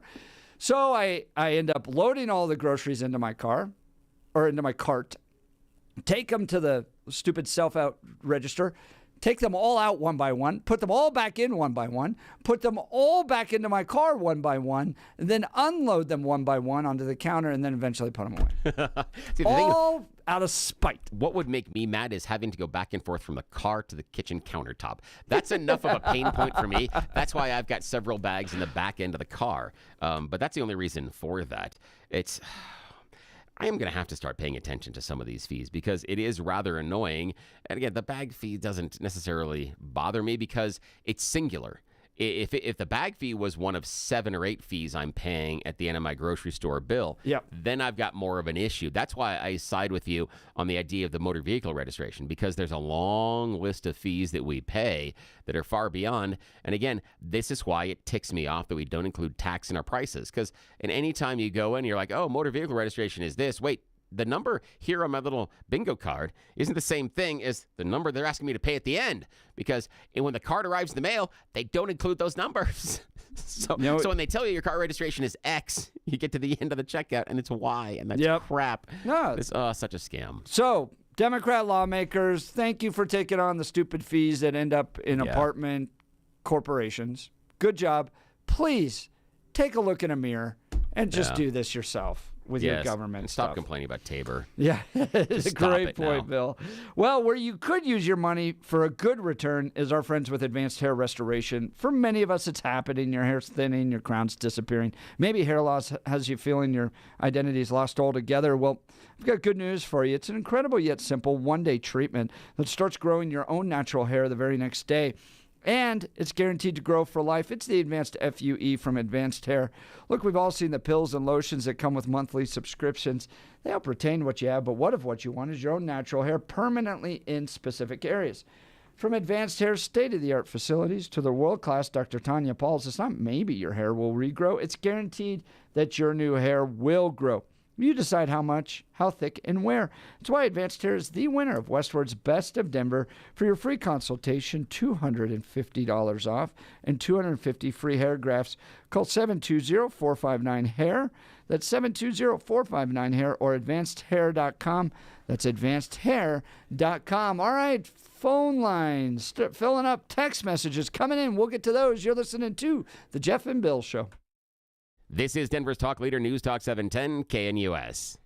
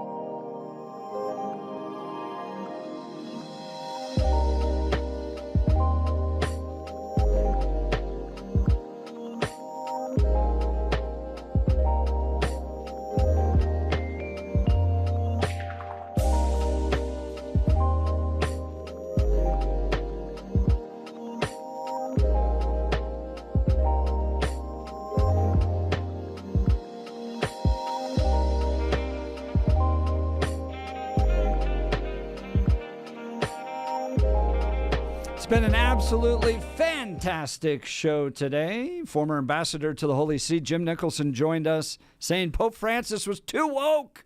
Calls for the next pope to return to conservative teachings. Plus, Democrats are banning fees, but only the corporate ones, while levying record government fees upon you. So if you missed any of our discussion, go to 710knus.com to download the podcast. We also were joined by Natalie Chuck from Denver 7 Investigative Reporting. She discovered that there's law that was passed in 2024 basically allows a guy, and this actually took place in Jefferson County, to ram his car in, create an explosion, kill people, and he gets to walk free because he has a traumatic brain injury. But the important part on that one is from the accident. The injury was caused by the accident. So understand, this guy alcohol and marijuana caused the accident. Yep. So he's the cause of the accident. His decision-making process got him into a situation where he caused an accident that resulted in the death of 2 people. During the accident, he suffers a traumatic brain injury, but it's because of that traumatic brain injury suffered during the accident that he's not held responsible for the decisions that he made prior to the brain injury. Because they don't want him to go to jail. Yeah. They feel bad that he's in jail. Yeah. And so they'd written this law going, we're going to send these people not to jail, but to a mental health hospital. Well, when there's no beds for the mental health hospital, because we don't have enough money there, they get to go free. They just, And the weird part is that when they were crafting this law, there wasn't any, if there's no beds, there wasn't any follow-up service. Yeah, it's just a matter of, oh, sorry, no room at the inn. You just go on with your life, and there's no consequences. Yeah, Bill, what crime do you want to go commit today? Exactly. That we can just walk there are a lot of people that think I have brain damage already. Murder allows you to get off. Oh, Bill. That is quite some brain damage. Yes, there is. From all that soccer. Yes, there is. It is, yes. Yeah, used to. One time, we got a couple of seconds here. There was a game, and looking back, you're like, oh, I can't believe we did this. There was a coach that, in order for us to not run laps or do wind sprints and things at the end of practice, would take the ball and kick the ball up as high as he could in the air. And if any one of us could either, and you'd call it out, either trap the ball or head the ball, then we wouldn't have to do some of the wind sprints as a team. Yeah, I wasn't always the best at trapping, but I could take that head anytime. I was really good at it and rather stupid for doing that sometimes. But yeah. We also talked about Pete Hegseth and whether or not he's going to be sticking around. And is this quite the scandal necessary to remove him? That was covered in the 6 o'clock hour. So all of that at 710knus.com. You can download the podcast there. Tomorrow we actually have a progressive that's going to come into studio and hang out with us. Yes, progressive Democrat in studio thinking Bernie's the future of the party. This will be interesting. No more old, pale, stale white dudes. All right, you're listening to the Jeff and Bill Show. KNUS.